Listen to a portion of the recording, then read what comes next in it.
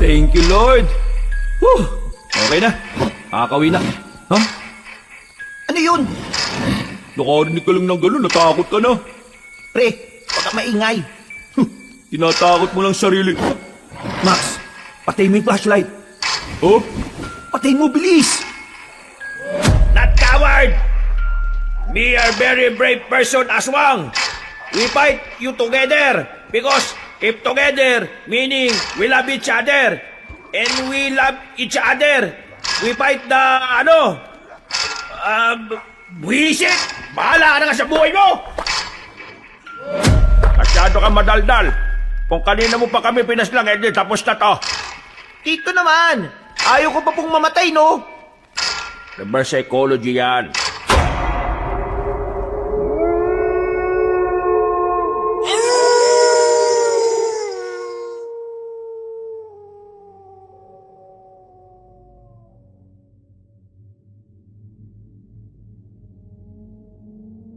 Ang tunay na pamilya ay hindi nag-iiwanan kahit na anong mangyari. Ang tunay na pamilya, magkakasamang hinaharap ang mga pagsubok sa buhay. Yan ang katagang natatandaan ko nang minsang malagay ang buhay namin sa panganib sa probinsya ng Marinduque. Pinagpalang araw sa inyong lahat, kabanong, sa lahat ng mga kabangers at mga kayanggaw. Matagal na po kong nakikinig sa inyong channel. Ngayon ay ibabahagi ko naman ang aming karanasan na nangyari noong kami ay nagbabakasyon. Dahil sa karanasan na ito, nasubok ang tiwala namin sa isa't isa. Ang pamilya namin ay nalagay sa matinding peligro.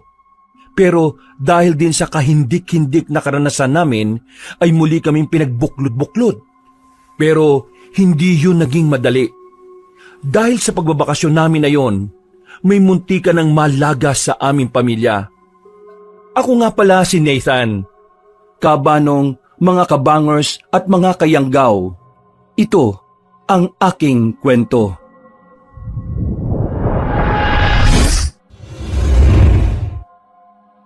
Bago nga pala magsimula ang ating kwento, sana'y mapindot nyo muna ang subscribe button at ang notification bell para lagi kayong nanonotify pag may bago tayong mga kwento. At huwag nyo rin kalilimutan mag-like at comment. Napakalaking tulong po ito sa ating channel para mas makapagatid pa kami sa inyo ng mga magaganda at mga nakakapangilabot na mga kwento. At ngayon, sa ating pagpapatuloy.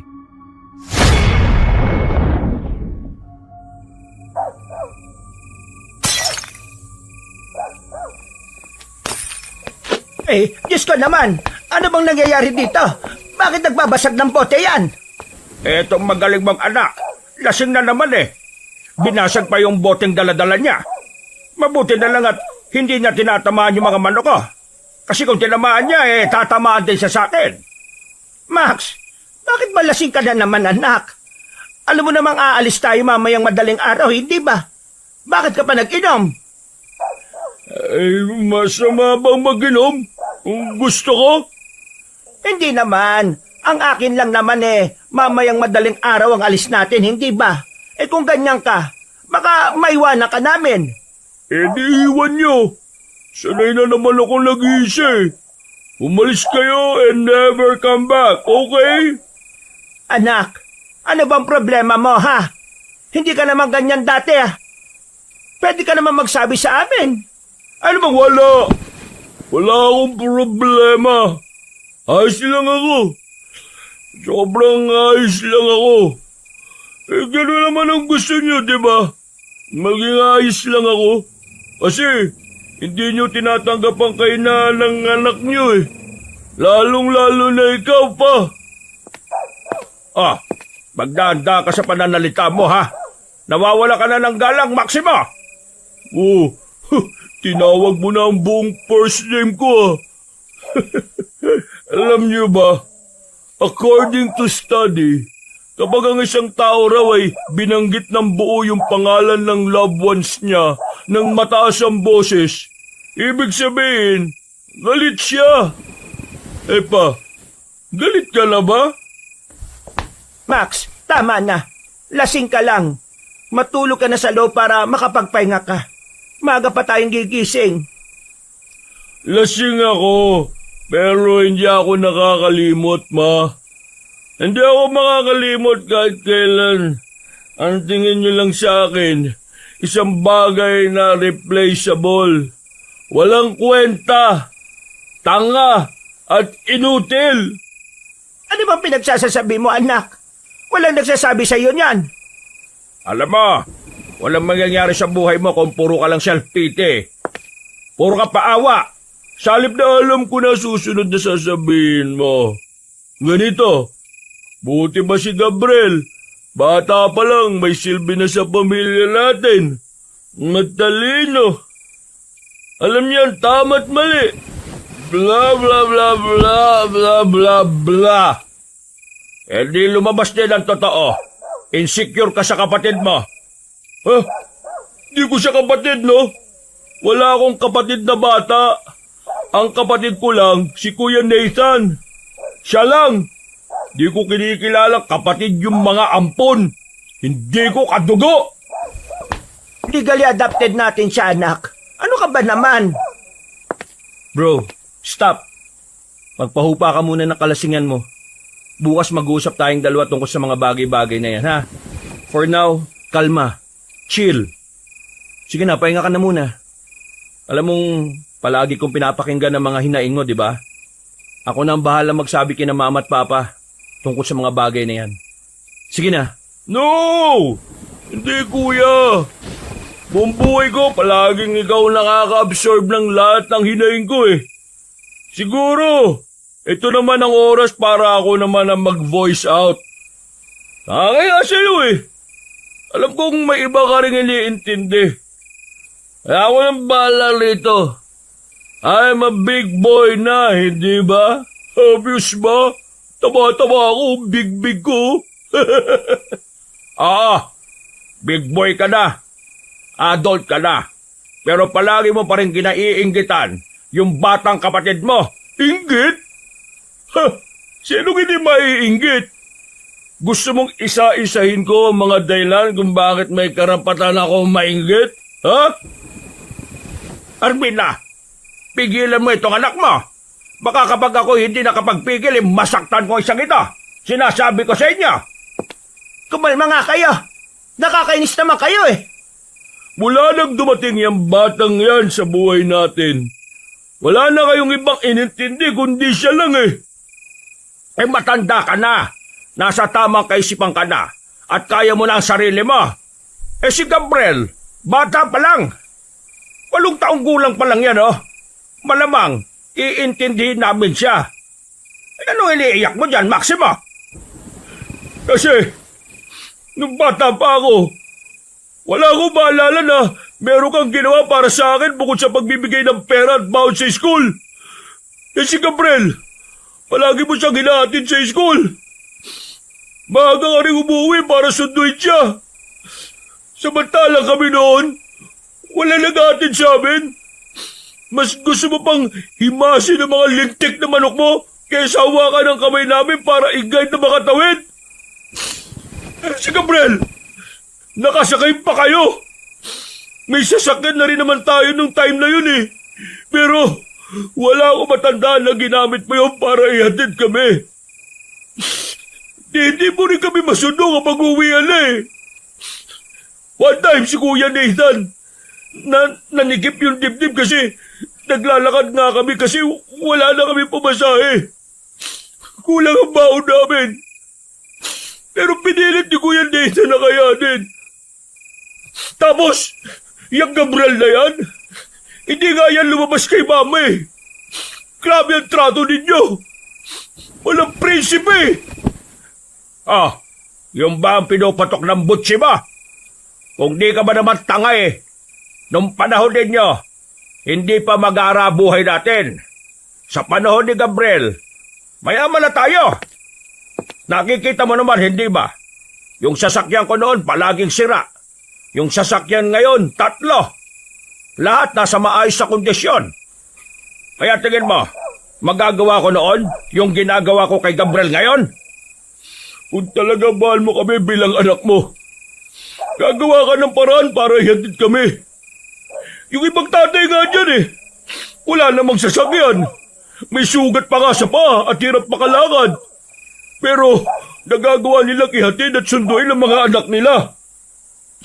Pero ikaw, mas mahal mo pa ang mga manok mo. Hoy, parang sa paghatid sundo lang nakakaganyan ka na. Tingin mo, dahil doon lang? Ganito ako kababaw sa paningin mo, ha? Kung bakit ganito kasama ang loob ko? Ah! Ang dami kong gustong sabihin sa inyo pero mukhang wala naman itong patutuguhan eh. Wala na naman kayong pakialam eh. Buti ba nga si Kuya kahit na pareho kaming hindi nakaranas ng kakulangan sa inyo nung kabataan namin, palagi niya akong pinakikinggan. Hindi kagaya yung dalawa. Siguro, makikinig lang kayo kapag nalaman yung naghahanap na ako ng matatalian ng lubid sa kisame. Maxima! Hoy, bumalik ka dito! Maxima! Jaime, ang anak mo! Abayaan mo siya. Hayaan natin siya sa kadramahan niyang yan. Sige po, ako na pong bahala sa kanya pa. Saka pa. Kaya siguro drama ng drama yang si Maximo kasi kinukonsinti mo Sa halip na sabihin mo sa kanya na huwag niyang kaingitan si Gabriel. Siguro Wala akong sinasabi kay Max. Every time na naglalabas siya ng sama ng loob, tahimik lang ako nakikinig. Hindi ko siya kinukonsinti. At kung sakali mang konsintihin ko siya, I think, walang mali ron. Kasi sa buong buhay niya, never niyang naramdaman na kakampi niya ang isa sa inyo. So hindi naman siguro masama kung may kuya siyang kukonsintihin siya para maramdaman niya lang na hindi siya nag-iisa. And please, stop telling him na huwag mainggit kay Gabriel. Gab is like a prince to this family. Yun yung bagay na pangarap na maramdaman ni Max. Hindi ka rin ba nakakaintindi? Wala pa tayong gaanong pera noon kaya hindi namin maibigay sa inyo ang gusto nyo. Ano ba mahirap na intindi sa bagay na yon, ha? This is not about money, pa. Hindi to tungkol sa kung anong laruan o bagay ang kaya mong maibigay sa isang tao. Ang tanong kasi ron, ano yung pagmamahal na binigay mo sa kanya nung kailangan niya yun? Ano? Magiging papa, mama, hindi ako galit sa inyo Kahit na meron din akong karapatang magalit. I'm neutral. Mahal ko ang pamilyang to. Kaya ginagawa ko to para sa kabutihan ng lahat.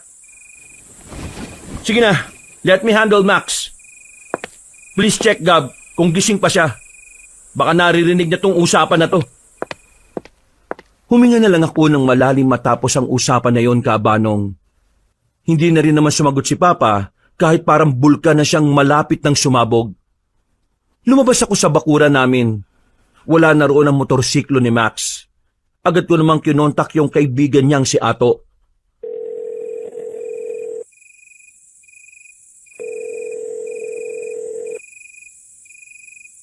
Hello, Ato. Kapag pumunta dyan si Max, sabihan mo kaagad ako, Hello, bro. Actually, tumawag siya sa akin ngayon Pupuntahan niya ako dito. Ang kulit nga Sabi ko, wag na magmotor kasi nakainom. Kung gusto mo, pumunta ka na rin dito para maabutan mo siya. Baka kasi umalis din kaagad Sige, okay. Bumalik ako sa loob ng bahay at kinuha ko ang susi ng isang sasakyan namin. Hindi ko na kinausap si Papa dahil alam kong ako naman ang pag-iinitan niya. Mabilis kong pinatakbo ang sasakyan. Sa biyahe, naisip ko na naman ang mga pagkukulang sa amin ng tatay namin. Tama naman si Max. Noong mga bata pa kami, maraming pagkukulang si Papa. Habang si Mama nasa trabaho, ang tatay namin ay adik sa sabong. Mas mahal niya pa ang mga manok kesa sa aming anak niya. Palagi siyang iritado. Hindi niya kami inaasikaso sa bahay. Literal na tarantado at walang kwentang ama. Hindi nga siya nananakit ng pisikal, pero lulong naman sa sabong. Lahat inaasa niya kay Mama. Pero nagbago siya. Nakabalik siya sa trabaho. Na-promote kahit medyo may edad na. At kalaunan, siya na ang pinagkakatiwalaan sa isang construction firm. Sa madaling sabi, yumaman na kami. Nagbago siya, pero hindi pa rin namin maramdaman ang pagmamahal niya. Kapag sinabing nagbago na siya, ang tinutukoy ko ay hindi na siya palaasa kay mama. Siya na ang nagpo-provide sa pamilya namin. At kaya niya na kaming bigyan ng magandang buhay. Hindi na siya gaanong lulong sa sabong, pero ang dami niya pa ring manok. Minsan nga iniisip ko na baka gagawin ni Papa na mundo ng manok ang bakura namin. Bro, buti naman dumating ka na. O bakit? Asa si Max? Ayun, nasa loob. Knockdown. Pagdating, iyak tawa eh. Tapos after 10 minutes, nagluto lang ako ng pagkain ha. Pagbalik ko, tulog na eh. Andun, nasa sala. Pagpasok namin sa sala, ay bumungad sa akin si Max. Nakahilata sa sofa na parabang doon siya nakatira. Napapailing na lang ako kabanong nang maupo ako sa kabilang sofa. Hindi naman sa nangimasok ako ha. Pero kuya, nagkagulo na naman ba sa bahay nyo? As usual, kaaway na naman niya si Papa. Same issue? Oo, ganun pa rin. Gets ko si Max eh. High school pa lang kami. Palagi na niyang naikukwento na binabaliwala siya ng papa nyo. Seeking validation, making your father proud. Yun palagi yung ginagawa niya eh. Kaya ngayon, hindi niya siguro matanggap na parang wala lang sa parents nyo yung achievements niya. Ano? Achievement? Hindi mo alam kuya. Hindi ka ba niya nasabihan? Hindi eh. Wala siyang sinabi sa akin eh. Ang alam ko lang, gumraduate na siya ng college at nakakyat siya ng stage ng maayos. Nakokonsensya nga ako kasi hindi ko siya nasama sa graduation niya eh. Dami ko kasing inasikaso last time sa Cebu.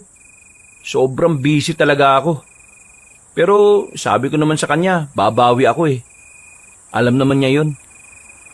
Baka hindi ka niya sinabihan kasi ayaw niyang makaabala pa. Kung sinabi niya kasi baka mamaya i-cancel mo lahat ng inaasikaso mo eh. Bakit? Ano ba kasi yung sinasabi mong achievement? Wala. Simple lang. Cum laude lang naman si Max. Tuwang-tuwa siya nung tinawag yung pangalan niya na may Latin honor. Pero hindi naman pumunta parents mo sa graduation niya. Ang sabi niya, hindi makalis yung papa mo sa meeting that time. Ang mama mo naman, out of town. So, ako na lang yung umakit sa stage para magsabit sa kanya ng medal. Nakaka-proud nga yung mokong na yan eh. Mula high school, puro bagsak ang grades niyan. Pagtungtong ng college, doon ko na nakikita na talagang nagpupursige na siya eh. Kahit tarantado yan ha, nag-aaral ng maayos yan kuya. Napahilamos na ako sa sarili kong mukha kaabanong. Hindi ko kasi alam ang mga nangyayari sa pag-aaral ng kapatid ko. Masyado na rin kasi akong naging abala sa trabaho at sa mga pinaaasikaso sa akin ni Papa. Mula nang pumasok sa college si Max, nawalan ako ng access para malaman kung ano ang kalagayan niya sa college. Kaya sobrang nakonsensya ako na wala man lang akong alam sa mga narating niya. O kuya, don't feel bad.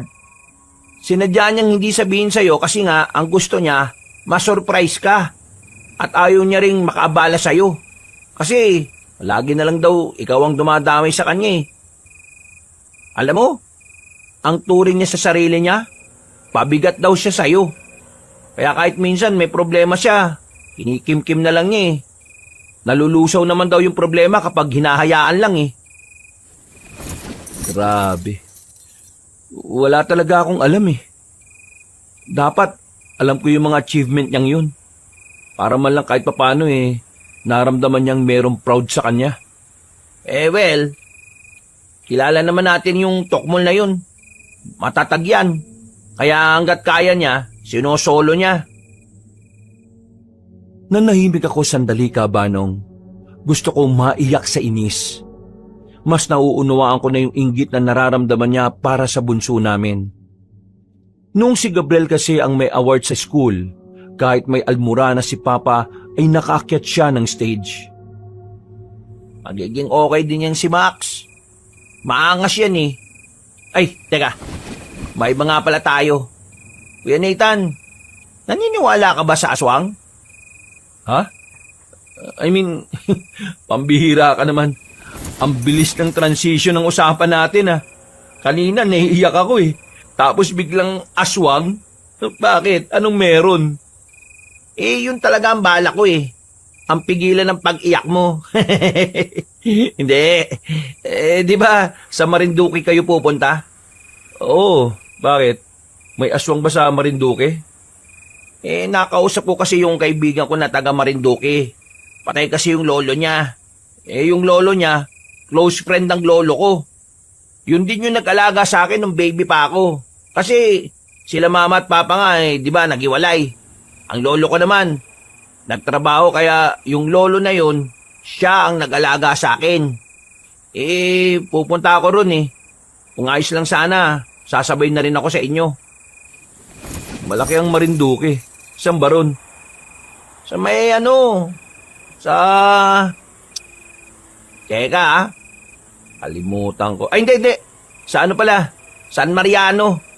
Nabanggit sa akin ni Max na doon din ang area nyo eh. Oo. Doon nga rin. Pwede ka namang sumabay. Sasabihan ko lang si Papa mamaya bago ako matulog. Teka. Ano connect ng aswang? Bakit mo tinanong kanina kung naniniwala ba ako sa aswang? Yung lolo kasi ng kaibigan ko, yung matandang nag-alaga sa akin, pinatay daw yun ng aswang. Ano no? Pinatay ng ano? Aswang? Seryoso ka ba dyan? Kung naman si kuya tingin mo talaga gagawa ako ng sariling version ng pagkamatay na matanda?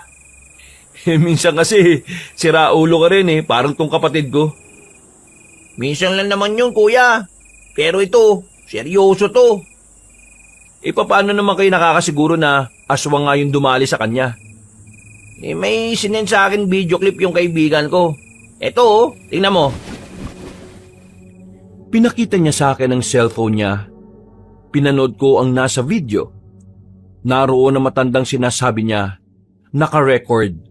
Sinasabi niya na inaatake sila ng aswang. Narinig ko rin sa video ang angil na parang mabangis na hayop.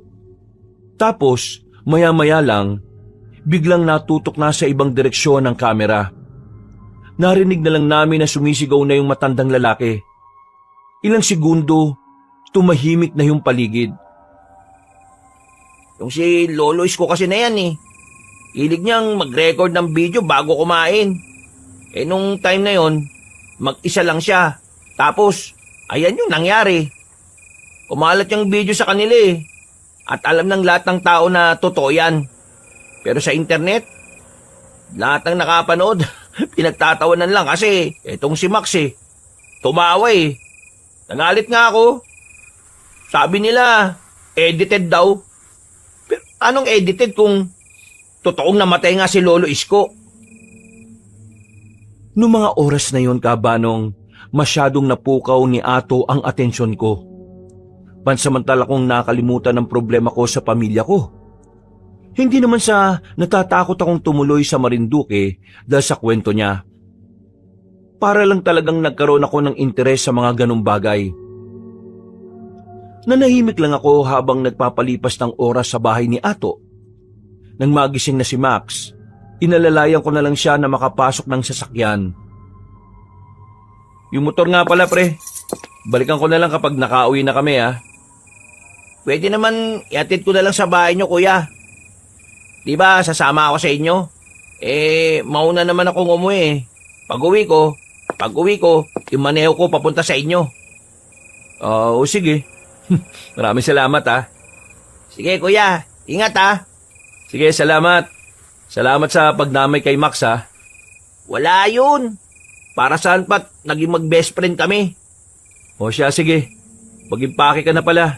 Mamaya dadaanan ka na namin dito. Mabilis na lumipas sa mga oras. Hindi na rin ako nakatulog ng maayos kaya direktang asikaso na ako. Nakahanda na ang van sa labas. Naroon na rin ang iba naming gamit na good for 1 week na rin. Ano? Tulog pa rin ba yung magaling mong anak? Ako nang bahala sa kanya. Please lang. Huwag nang gumawa ng gulo, ha? Paalis na tayo eh. Hindi, ako na pong bahala sa kanya. Gigisingin ko siya. O siya, sige anak. Hintayin na namin kayo rito. Ay, siya nga pala. Pakisabi kina Lourdes na sila na bahala rito, ha? May gwardiya naman tayong darating. 4 yon. Kaya safe sila rito sa bahay kahit wala tayo. Tumangon na lang ako kay mama. Nagmamadali akong bumalik ng bahay namin. Pag-akyat ko sa taas, nakabulagta pa rin sa sahig si Max. Amoy na amoy ang alak. Tulog na tulog. Pagtingin ko sa damit niya, nakabukas. Nakakalat ang mga damit niya sa lapag. Napabuntong hininga na lamang ako kabanong sa dismaya. Hindi pa pala siya nakakapag-impake. Wala akong choice. Ako na ang naglagay ng mga gamit niya sa maleta. Dahil mukhang hindi rin naman niya kayang magising para maglakad mag-isa, binuhat ko siya. Nagpatulong na lang ako sa kasambahay na dalhin ng maleta sa labas. Sinakay ko na siya sa van. Nangangamoy alak siya dahil hindi ko na rin siya ginising para maligo kasi imposible nang mangyari yon.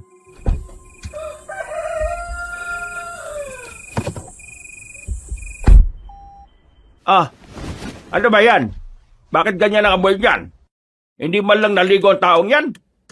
Pa, kita nyo naman no, hindi magising-gising. Wala na tayong oras para paliguan pa yan. Meron tayong hinahabol na oras, di ba? Jaime, hayaan mo na. Kesa naman hindi siya makasama. Magagalit na naman ang anak mo sa amin. Dapat nga, hindi na natin sinama yan eh. Baka sirain lang niya yung bakasyon natin. Papa, bakit po kayo galit kay Kuya Max? Eh yan kasing kuya mo, Pwede ko na po bang paanda rin tong van? O dito na lang tayo magbakasyon sa tapat ng bahay natin? Sige na anak. Go ahead. Nakita kong masama ang tingin sa akin ni Papa, pero hindi ko na lang siya pinansin. Maingat ko ng pinaandar ang sasakyan. Bago kami magpunta sa pier, ay dinaanan na muna namin si Ato. Pumayag naman sila Papa na sumabay siya. Mabait naman sila kay Ato kaya walang naging problema. Tahimik ang naging biyahe namin, kabanong. Umaga na nang makarating kami sa pier. Ang kinuha naming cabin ay 2. May kamahalan pero sakto na yon para sa amin. Naka-VIP rin kasi kami. Sila Papa, Mama at Gabriel ang magkakasama. Habang kaming 3 naman nila Ato at Max ay sa isang cabin. Mambira talaga to si Max. Akala ko naman, nakapaganda na siya ng gamit niya. Hindi. Pag uwi namin kagabi, tulog ka agad eh.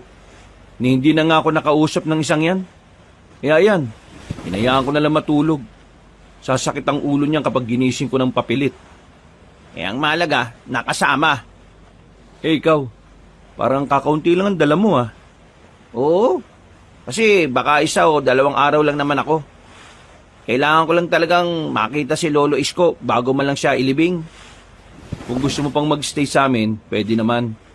Sinabi naman ni Papa na welcome ka anytime eh. Naku, nakakaya no. Family vacation yan tapos makikisiksik ako. Ano ka ba? Pamilya na rin naman ang turing namin sa'yo, di ba? Naalala mo dati nung kumain ka sa bahay, tapos yung kinain mong pagkain sa ref, yung galing ng Italy na order ni Papa sa kaibigan niya. Di naman nagalit si Papa sa'yo nun ha. Tawa nga lang siya ng tawa eh. Gagi, pinaalala mo pa kuya. Nakakaya tuloy. Wala nga yun.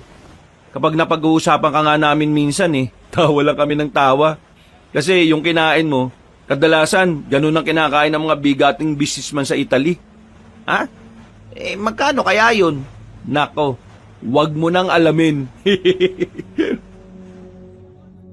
Matapos ang mahabang biyahe, narating na rin namin ang Marinduque.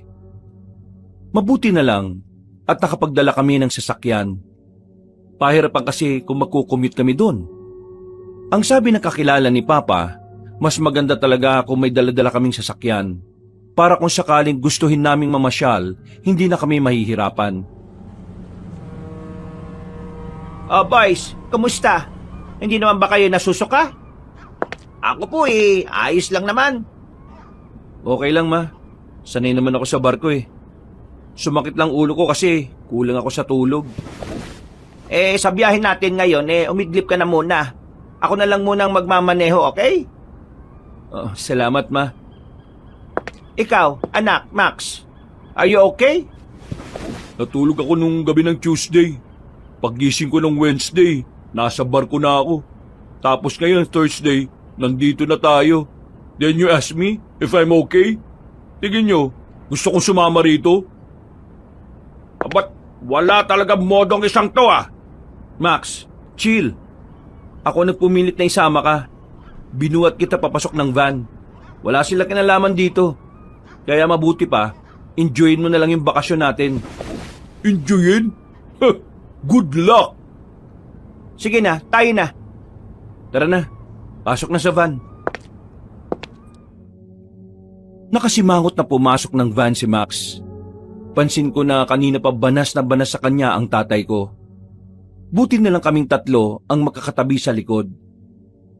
Kung naabot lang siya ni Papa, baka nakatikim na siya ng sapak sa muka. Hindi na lang ako umidlip noon sa takot na baka magrambulan sila sa loob ng sasakyan. Mabuti na lang ay naroon si Ato. Kahit na papaano, ay nakakaramdam pa rin sila ng hiya. Ato, what if kung magstay ka na muna sa bahay tonight? Hapon na rin kasi, oh. Tapos, bukas ka na lang lumarga dun sa pupuntahan mong lamay. Pwede po pala yun? Oo naman. Bakit hindi? You're part of the family, remember? Ang kaibigan ng mga anak ko ay pamilyang tingin ko. Isa pa, mahihirapan ka pang makasakay. Kung bukas ng umaga ka aalis, ipapahatid pa kita kay Nathan. Naku, maraming salamat po. Mas goods po yun kung ganun. Nagkaroon ng kaunting kwentuhan sa loob ng sasakyan. Nagtatawanan, nagkakabiruan. Habang si Max, tahimik lang na nakatingin sa labas. Halos 3 oras ang biyahe namin. Hindi dahil sa sobrang layo ng nakuha naming rest house, kundi dahil naligaw kami sa mga dinaanan namin. Ang dami kasing sinasabi ng mapa sa internet. Paiba-iba. Mabuti na lang ay meron kaming napagtanungan. Maganda at elegante ang rest house na nakuha namin. Talagang hindi tinipid ni Papa ang bakasyon namin. Yung rest house na yon ay nakatirik mismo sa gubat. Napapalibutan ng mga punong kahoy na matataas. Masasabi kong medyo liblib na yon, pero maayos naman na ang kalsada doon. Sabi ng business partner ko, bago niya ito ibenta, maraming nagpupunta rito na mga artista. Noon yun noong 90s pa. Kaso medyo humina nga raw nung tumagal. Sa pinsan niya ito ibinenta, kaya medyo nakamura lang tayo ng kaunti. Kasi pinsan naman ang business partner ko may-ari nito. Ibig kong sabihin, ang tagal na pala nito. Pero ang ganda pa rin no? Alagang-alaga. Abay oo, matagal na talaga. Ilang renovation na ginawa rito Siyempre ang bahay lumuluma din naman. Lalo na kapag may malalakas na bagyo. Pero don't worry, safe tayo rito. May 2 security guard tayo rito na provided din naman ng mismong may-ari nitong rest house. Hindi lang yan. Hindi lang tayo nandito para mag-swimming. Siyempre, gagala rin tayo. Pupunta tayo ng mga pasyalan dito sa Marinduque. Yay, Mama! Bibili po tayo ng maraming pagkain, Maraming pasalubong para kina Nanay Lourdes. Abay, oo naman. Lahat bibilhin natin. Mama, gusto ko din pong makakita ng kabayo. Meron po ba nandito? Ay nako, yan ang hindi ako sigurado, anak. Pero kapag meron tayong nakitang kabayo, magpapapicture tayo ron. Sumakay ka sa likod ng kabayo para kapag tumakbo na mabilis mapunta ka na sa ibang lugar. Sasama ka ng kabayo sa mundo nila. Tapos, tatawagin kang Petrang Kabayo. Mama, si Kuya Max, tinatakot ako. At kakainin ka ng aswang. Maxima! Huwag mo nga tinatakot ang kapatid mo. Ay sus! Kaya naduduwag yung batang yan kasi palagi niyong bine-baby. Tama na, sige na Max. Umakyat ka na sa taas. Ayusin mo na kwarto mo. O sige na, bye. Pangiti-ngiti pa si Max matapos paiyakin si Gabriel. Napapailing na lang din si Ato. Maya-maya pa, nagluto na rin si Mama ng panghapunan namin. Ako naman ay nasa kwarto lang. Nagsasalansa ng mga damit at mga gamit ko. Pasok! Oh, Max. Bakit ka nandito? May kailangan ka? Bakit mo ko sinama rito? Ang dami nang nangyari. Ngayon ko pa talaga nagtanong. Eh di ba, sinabihan na kita na ayaw ko sumama rito. Kalokohan lang to eh. Kunwari masaya ang pamilya kasi nagbabakasyon, pero hindi naman. Max, paalala ko lang sa'yo na pwede ring magbakasyon ng magulong pamilya, lalo na kung may pera. Bukas, uuwi na ako. Ayoko rito. Kung uuwi ka rin palagad, sumabay ka na lang kay Ato. Uuwi din yung pagkatapos makipaglamay dun sa matandang nag-alaga sa kanya noon. Ay, o nga pala. Ano bang nangyari doon sa sinasabi niya? Bakit hindi sinabi sa'yo? Hindi pa. Tulog eh. Inaswang. Yung matanda? Oo, inaswang. Yung matanda, inaswang. Kaya namatay? Oo nga. Yun ang sabi ni Ato. Yun daw yung sabi sa kanya nung kaibigan niya. Actually, merong sinend sa kanyang video eh. Maririnig dun sa video na talagang inatake siya ng aswang. Oh. Yan lang ang reaksyon mo? Eh bakit? Ano ba dapat?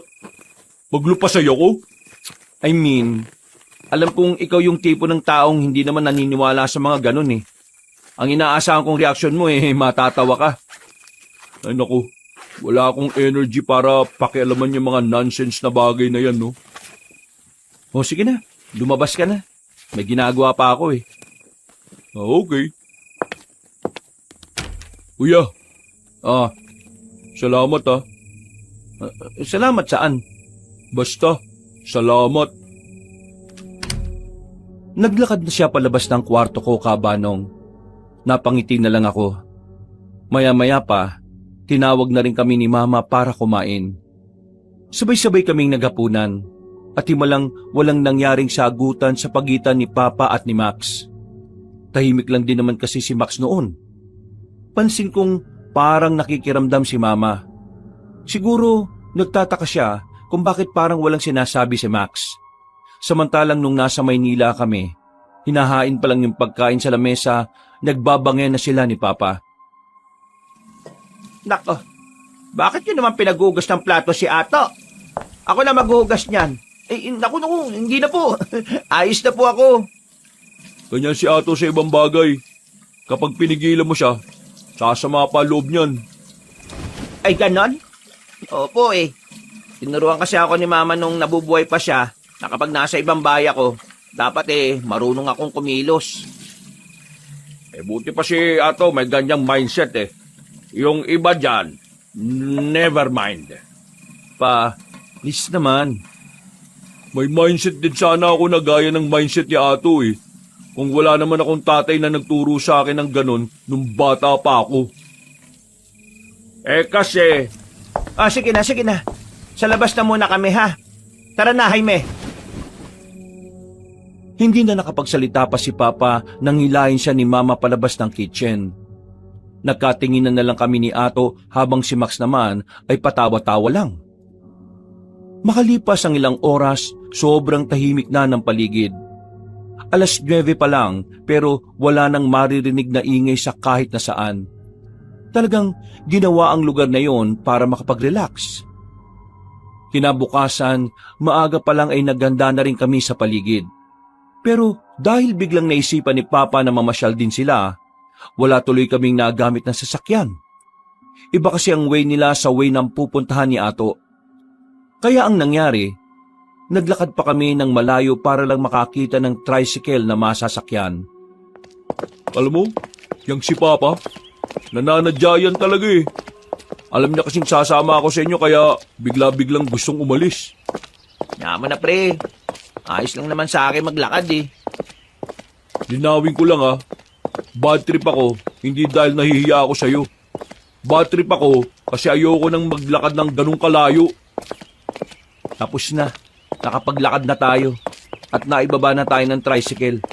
Kaya pwede ba, huwag ka na magmaktol? Sadyaan pala gusto niya, ha? Sige. Tama na, uy. Lapit naman na tayo eh. Isang sakay na lang daw eh. Nasa gilid kami ng kalsada noon, Kabanong. Pinara agad namin ang jeep at saka agad na nakasakay. Pagdating namin sa lugar, natanaw na kaagad namin ang bakuran na may nakaburol. Lumapit kami at sinalubong din naman si Ato ng pamilyang naroon.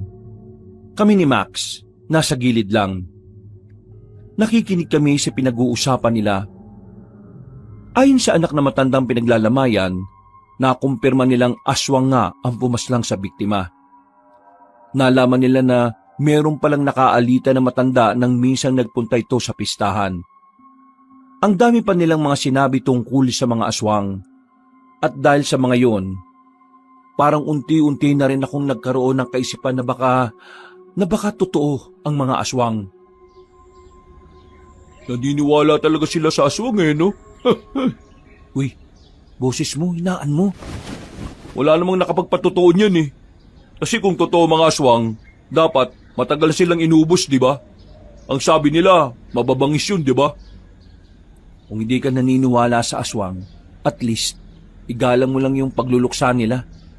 Hindi makakatulong sa kanila yung kukontrahin mo yung pinaniniwalaan nila.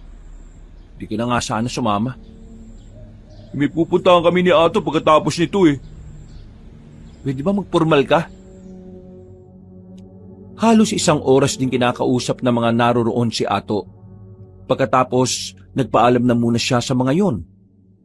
Baka sa mukha ni Ato ang lungkot, pero ngumiti siya nang balikan na niya kami sa labas. O ano, tara na.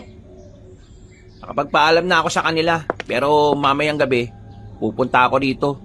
Dito na rin ako magpapalipas ng gabi. Uy, saan ba kayo pupunta ngayon? Gagala lang. Ano, sama ka ba? Pwede ba? Pag umuwi ako ngayon, wala naman ako makakasama sa bahay eh. Hindi sumama ka na. Mas marami, mas masaya. Ayos! Sumakay kami ulit ng jeep palabas ng barangay na yon. Pumunta kami sa sentro ng bayan. May pagkasyudad na ang lugar na yon. Parang kagaya na rin ng sa Maynila. Maraming mga establishmento at mga tindahan ng kung ano-ano.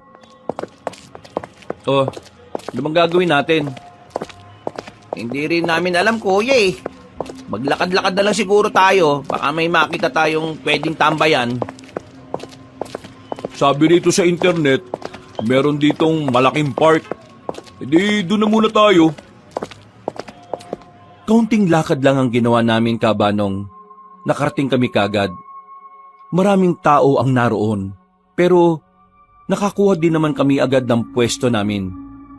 Naiga silang 2 sa damuhan, habang ako naman ay nakasandal lang. Habang nagmumuni-muni, pumasok na naman sa utak ko ang tungkol sa mga aswang. Hindi ko maipaliwanag, Kabanong, ang nararamdaman ko noon. Kinakabahan ako, pero parang nasasabik din ako sa ideya na ang mga aswang ay totoong nabubuhay. Sa totoo lang, bukod sa mga nilalang na likha ng Diyos, meron ding nilikha ang mga demonyo para maghasik ng kasamaan. Kuya, ano ba? Ulala ka na naman eh. Kanina ka pa tinatawag ni Ato oh. Bakit? Pinag-uusapan kasi namin ni Max yung nangyari kay Lolo Isko. Hindi kasi naniniwala si Max sa aswang eh. Ikaw ba? Naniniwala ka ba? Nung ilang beses kitang tinanong, hindi malinaw yung sagot mo eh. Aswang? To be honest confused pa rin ako. Pero mas curious ako sa bagay na yan. Malay natin, mapatunayan natin dito na totoo nga sila. Ang mga aswang ay nasa comics lang no. Sino ba kasing nagpauso niyan? Gawa-gawa lang yan ng mga taong malilikot ang utak. Pero ang sabi sa science, kadalasan ng mga malilikot ang utak, nakakagawa sila ng mga sarili nilang version ng concept ng basta ganun. Gulo ng explanation mo. Kaya invalid yan, pre. Hinalimutan na lang muna namin ang tungkol sa aswang. Naglibot-libot pa kami sa lugar na yon. Mga bandang 5:00, nakaisip na rin kaming umuwi. Marami ako nabili na kung ano-ano. Naisipan ko kasing pasalubungan si Gabriel at si Mama. Nauna akong umuwi sa bahay. Nagpaiwan si Max at si Ato sa lamayan. Huling lamay na kasi ni Mang Isko at kinabukasan ay ililibing na ang matanda. Oh, nakauwi na rin pala kayo? Oo. Kaninang 4:00. Nasaan ang kapatid mo? Si Ato. Magagabi na. Huling lamay pala ngayon ni Mang Isko kaya doon na sila matutulog. Akala ko naman kung saan-saan na naman napadpad. Mas maganda kang doon na muna yung si Max na yan. Para naman hindi masira ang gabi ko ngayon. Ma, may dala pala akong pagkain. Binili ko yun sa sentro ng bayan kanina. Para sa inyo ni Gabriel. Ay nako, salamat Nag-abala ka pa talaga. Pasensya ka na, wala kaming nabiling pasalubong kanina. Namasyala kasi kami talaga. Wala naman kaming nakitang tindahan ng mga pasalubong dun sa napuntahan namin kanina. Ayos lang po, Ma. Nasaan po pala si Gab? Tingnan mo kung gising na. Nakatulog kanina Umakyat ako ng kwarto ni Gabriel, ang bunsong kapatid namin. Inabutan ko siyang naglalaro ng bagong laruan na binili sa kanya ni Papa at Mama. Tumigil siya sandali nang makita niya akong nasa pintuan. Pwede ba akong pumasok, Gabs? Opo, pero bakit po kayo nandito? May sasabihin po ba kayo? Wala naman. Gusto ko lang namang makakwentuhan ka. Ganon. Ano? Kumusta yung lakad nyo kanina? Ang daming toys dun, kuya. Ang daming bata rin. Kaso yung ibang bata, wala silang toys. Kawawa sila. Tapos marumi pa sila. Bibigyan ko sana sila ng toy, kaso sabi ni Papa, wag daw Baka daw sindikato yung mga bata. Ano po ba yung sindikato? Pambira talaga si Papa, yung sindikato kasi, mga bad sila. Ginagamit nila yung mga bata para magkaroon sila ng pera. Ganun po pala yun. Pero kuya, may tanong po ako sa inyo. O sige, ano ba yung tatanong mo? Kaya po ba ayaw sa akin ni Kuya Max kasi ampun lang po ako? Hindi ako kagad nakasagot sa tanong ni Gabriel Cabanong. Nagulat kasi ako. Yung kasi ang unang beses na medyo mabigat ang tanong na ibinato niya sa akin. Tiningnan ko muna siya ng seryoso at hinaplos ko ang buhok niya. Nakita kong nangingilid na ang luha niya. Sa murang edad, alam kong naiintindihan na niya ang nangyayari sa pamilya namin. Hindi sumasapat ang dami ng laruan na meron siya para takpan ang lahat ng mga yon. Palagi ko pong gusto makausap si Kuya Max pero kapag lalapit po ako sa kanya, lagi niya rin po akong tinataboy. Galit po siya. Tapos, sinasabihan niya po akong ampon na wala raw po akong karapatan dito sa bahay kasi di po raw ako totoong anak. Bakit po kaya ganun si Kuya Max sa akin, no? Kasalanan ko po bang naging ampun po ako? Huwag mo sabihin yan, okay? Wala kang kasalanan. Wala ka namang ginawang mali Yung Kuya Max mo, magulo lang yung isip noon. Marami siyang hindi naiintindihan ngayon dahil sa puot na nasa puso niya. Kasi ang Kuya Max mo, may mga pinagdaanan din siya nung bata pa siya. Kaya lahat ng yun, mas ngayon niya nararamdaman. Kaya siguro, intindi na lang natin siya. Darating din naman yung araw na magiging maayos din ang lahat. Magiging close din po ba kami ni Kuya Max? Oo naman. Mabait naman si Kuya Max mo. Kailangan niya lang ng time para mag-heal kung ano yung nararamdaman niya. Palabas na sana ako sa kwarto ni Gabriel na makita ko ang nagkalat na papel sa study table niya. May mga drawing yon, mga imahe ng parang halimaw. May buntot, tapos may mahabang dila. Mga nasa 7 papel ang may ganoong drawing. Hindi maayos ang pagkakaguhit, pero yon at yon ang imaheng lumalabas. Gab, ikaw ba gumawa ng mga drawing na ito? Opo, kuya. Saan mo nakuha yung ganyang idea? Sa panaginip ko po. Panaginip? Anong panaginip? Panaginip ko nung nakaraan. Yung umiiyak po ko. Sa panaginip ko po kasi, hinahabol po ko ng monster eh. Ganyan pong itsura niya. Alam niyo po ba kung ano yan? Hindi eh. Ngayon ba, napapanaginipan mo pa rin yun, Gab? Opo, kagabi po. Pero hindi na po ako natatakot. Sa hindi malamang dahilan, nakaramdam ako ng kaba para sa kapatid ko, Kabanong. Hindi ko kasi alam kung normal lang ba yun o baka merong nangyayari sa kanya na hindi ko alam. Kinausap ko pa siya tungkol sa bagay na yun. Ang sabi niya, ayos lang naman siya. Wala siyang sakit. Ni hindi bumigat ang pakiramdam niya mula nang mapaniginipan niya ang mga ganoong bagay. Sa isip-isip ko noon, baka ang mga nakikita niya sa panaginip niya ay parte ng isang mensahe na dapat kong maintindihan. Kinuha ko ang laptop ko at naghanap ako ng mga sagot sa internet. Pero ang nakita ko lang doon na paliwanag, dahil sa stress, pwedeng magkaroon ng mga hallucination ng isang bata at mga weirdong panaginip. Yun ang pinanghawakan kong dahilan. Hindi na lang ako nag-isip kung ano.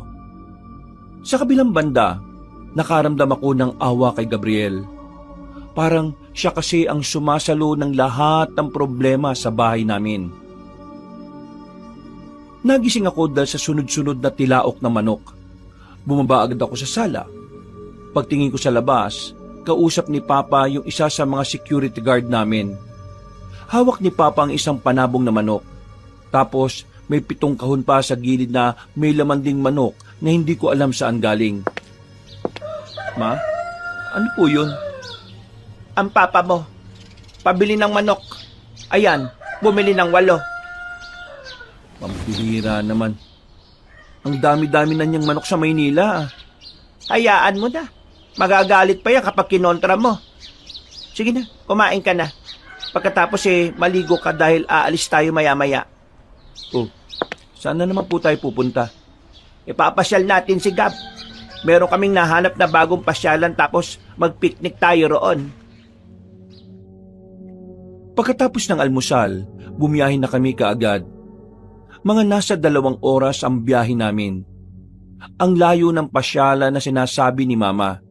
Pero pagdating namin, sulit na sulit ang binyahe namin. Ang ganda ng tanawin.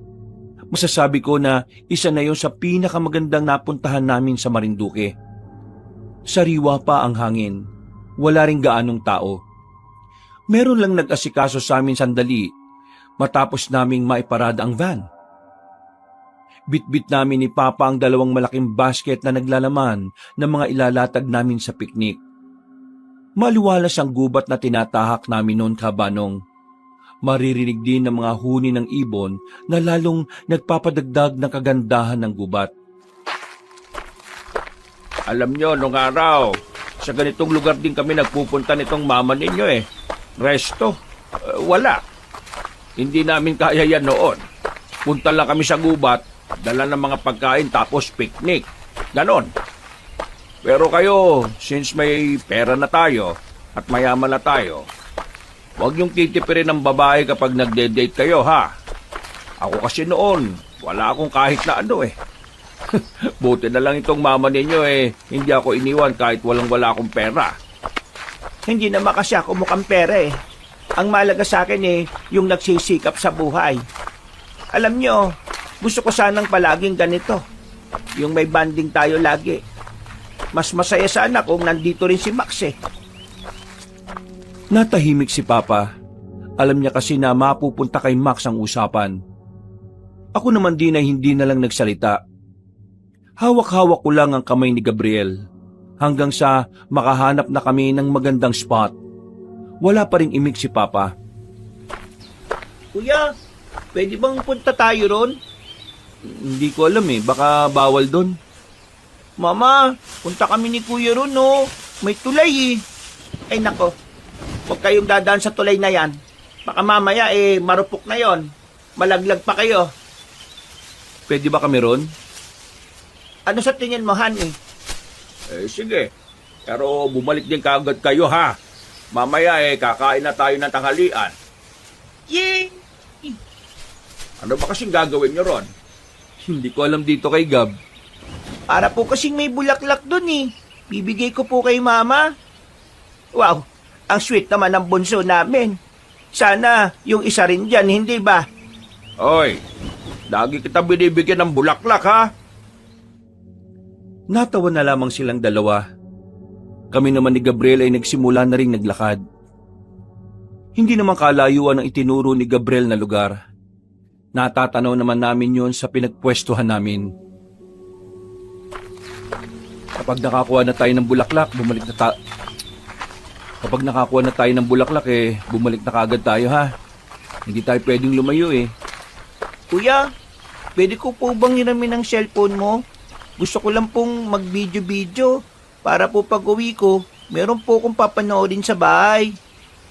Hindi kasi pang video tong cellphone ko Pang work to Sige na kuya, ngayon lang naman wala kasi akong cellphone. Oh, sige na. Pero video o picture lang Wala kang pakikialaman na ibang app dyan. Kasi nandyan yung mga contacts ko. Yay! Sinimula ni Gabriel ang pagre-record ng video. Kung saan-saan na lang niya tinututok ang kamera. Nung sandaling yon, kabanong, ay masaya ako. Yun ang unang beses na nagkaroon kami ng mas matinong bonding ni Gabriel. Madalas kasi ako may inaasikasong negosyo ni Papa. Kaya wala talagang oras para makipag-usap sa bunso namin. Kuya, ayun bulaklak. Ang ganda. Magugustuhan ni Mama. Ang dami niyan Nako, delikado. Baka dumulas tayo dyan kapag bumaba tayo. Hindi ikaw na lang ang bumaba, kuya. Tapos, kukunan kita ng video. Naku, ikaw talaga. Sige na, kuya. Para naman kay Mama yung mga flowers Para kapag may nililigawan ka na, ganyan din ang gagawin mo. Paghihirapan mong makuha yung bulaklak para sa kanya. At talagang ginagamitan mo pa ako ng mga ganyang salita Oo na, kukunin ko na. Dito ka lang Ako na lang bababa. Unan mo ako ng video. Hindi naman sobrang lalim ang bangin kung saan naroon ang bulaklak. Medyo delikado lang dahil mababa ang lalakaran ko. Medyo delikado lang dahil pababa ang lalakaran ko. Buti na lang ay merong mga halaman doon na nakapitan ko. Nakatuon lang ako sa pagpitas ng mga bulaklak. Nang makarami na ako, naisipan ko nang umakyat na.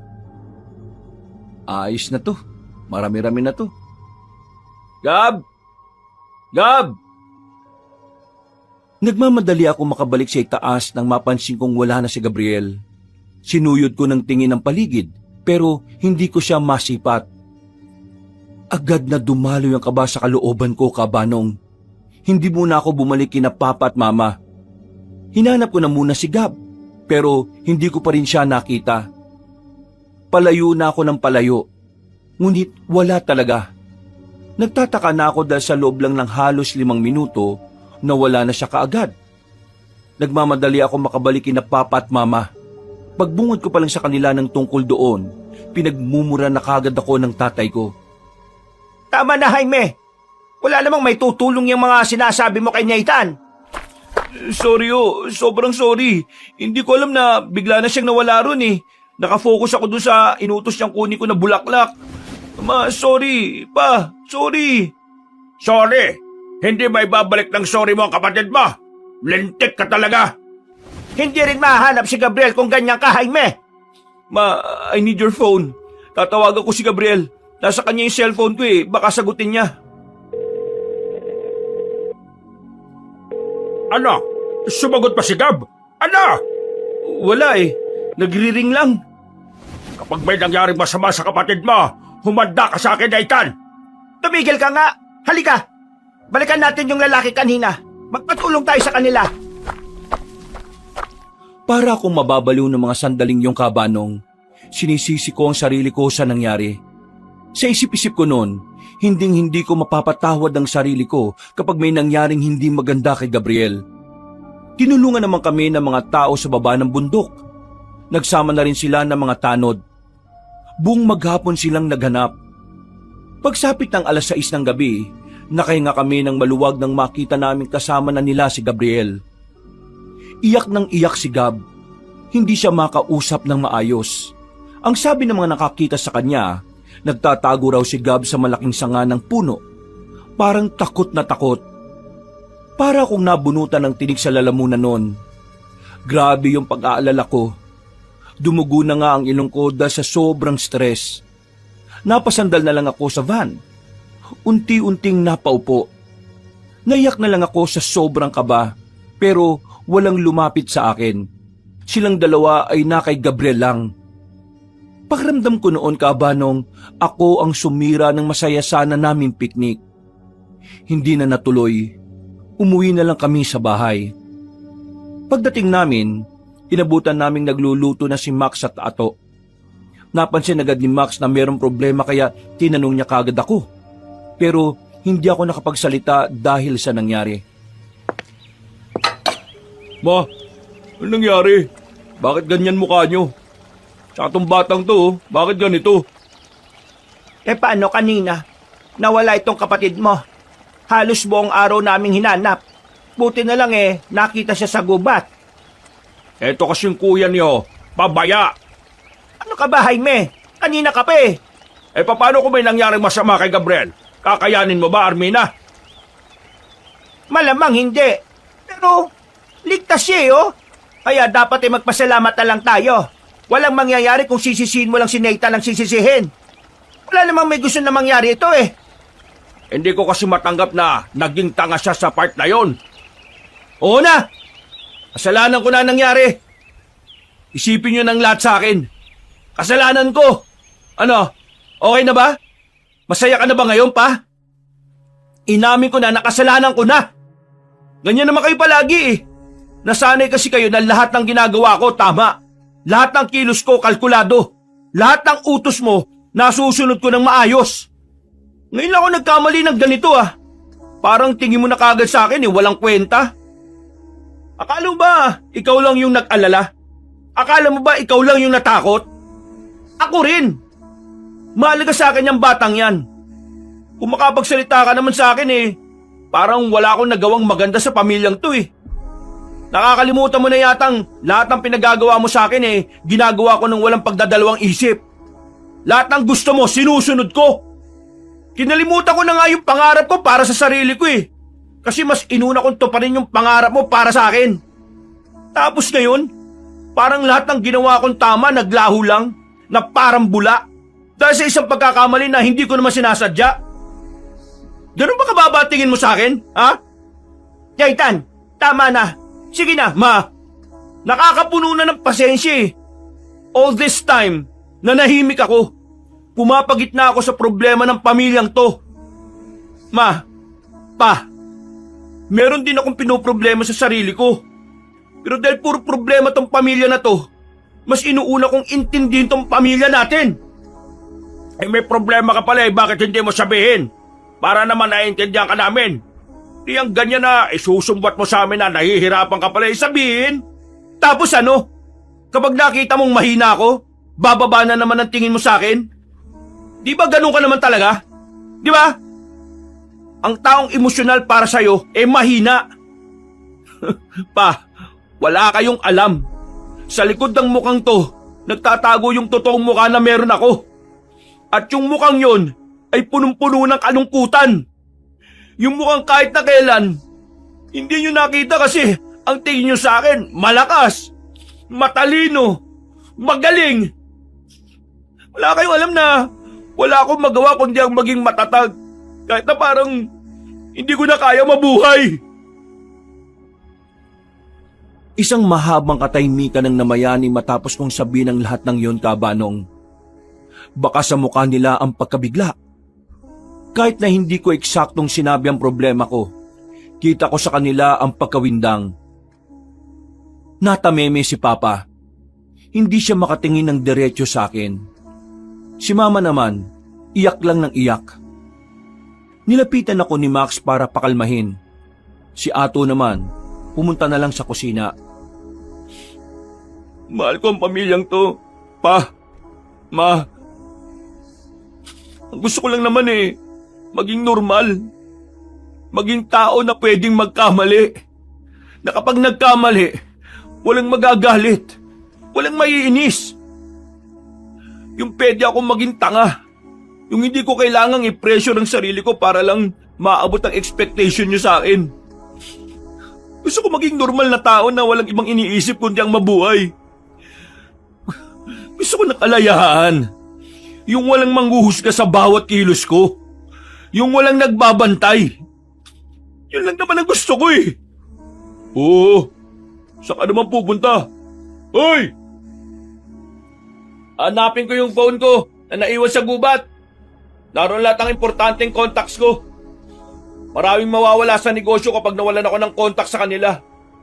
Meron din ako mga files na nakasave doon. Jaytan, gabi na. Bukas na yan. Hindi pwede. Kapag umulan, baka hindi ko na mapakinabangan yun. Ma, hayaan mo na siya. Sasamahan ko na lang. Ako rin sasama na lang ako dun. Magluluto ka, di ba? Tapos na, luto na. O sige, mag-iingat kayo. Magpasama na lang kayo sa mga taga roon. Palabas na lang sana kami ng sala nang biglang tumakbo si Gabriel. Yumakap siya sa hita ko. Umiiyak. Nararamdaman ko yung takot niya. Kuya, wag. Wag po kayong pumunta roon, please, kuya. Wag po. Sorry na po. Wag na po kayong mag-alit. Sorry na po kung nawala ko yung phone nyo. Sorry, kuya. Dito ka na lang po.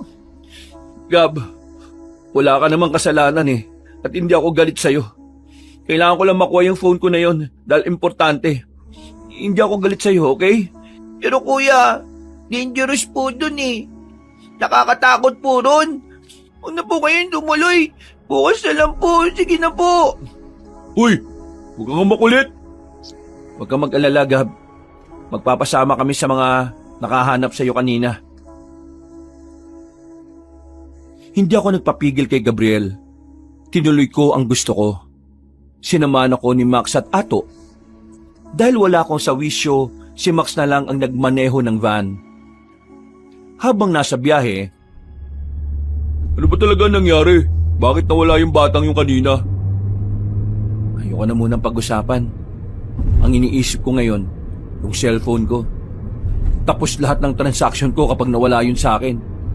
Ikaw naman kasi alam mo nang burara yung batang yun. Pinahira mo pa talaga. Kahit alam mong may mahalagang files pala doon. Bro, shut up. Tama na. Huwag talaga Ay, sorry Kaya Nathan, pagpasensya mo na yan si Max Palibasa kanina, gumawa na eksena sa libing yan Ha? Eksena? Oo. Sa katangan niya, nadulas siya at bumagsak dun sa hukay.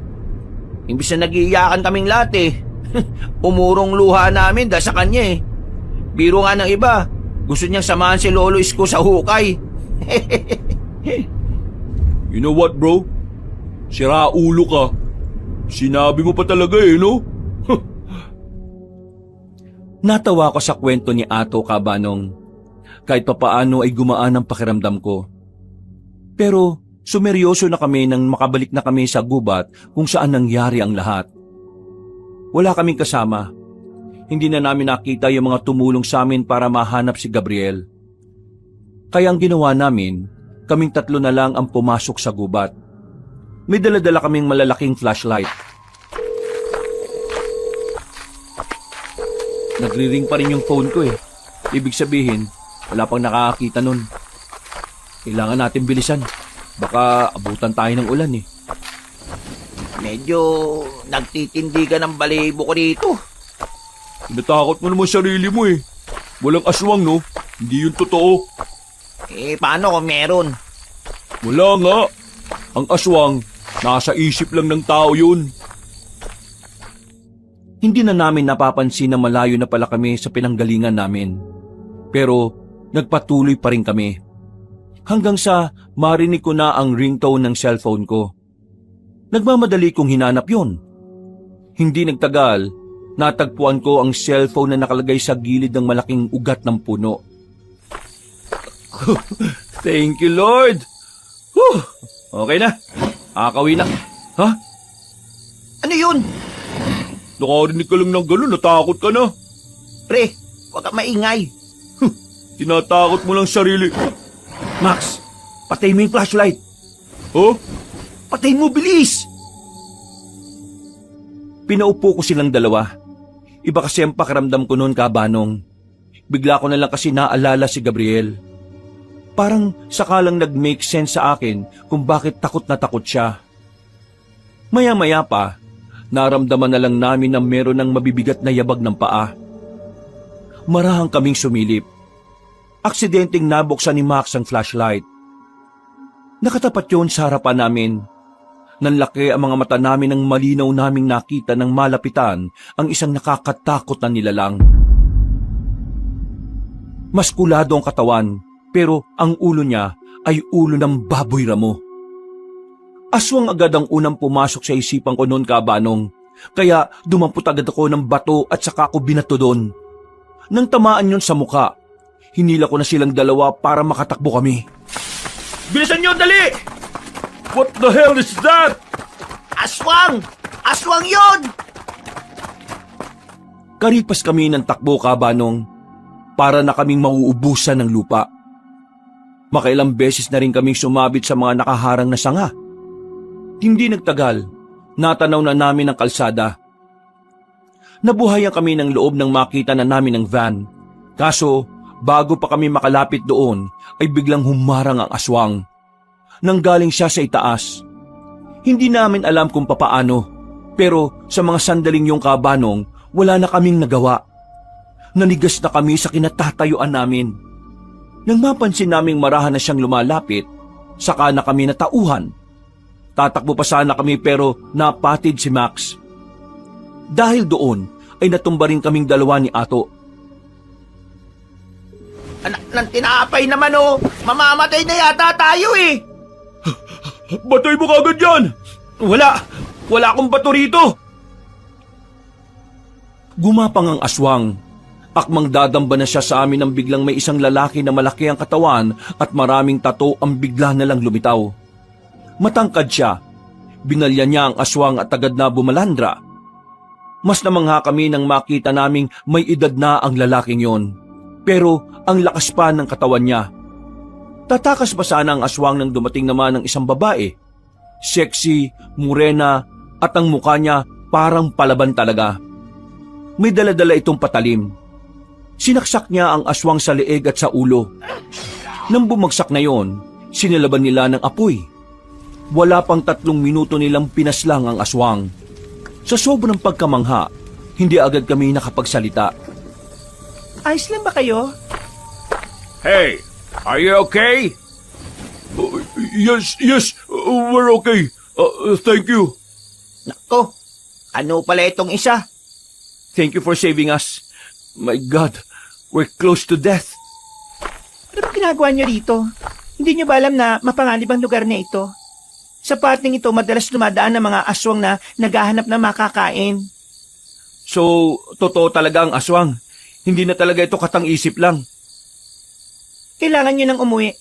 Hindi pwedeng malaman ng mga aswang na nakita niyo ang isa sa kasamahan nila. Kahit patay na tong isa, malaki ang tsansa na mahanap nila kayo kapag nalaman nilang may alam na kayo sa kanila. Anong ibig niyong sabihin? Pasimplin mo nga, magulo ang utak ko eh. Pinapatay nila ang mga taong nakakakita sa kanila o yung mga taong maaaring magpatunay na totoo sila. Ginagawa nilang lihim ang kanilang pananatili rito dahil meron silang binabalak sa hinaharap.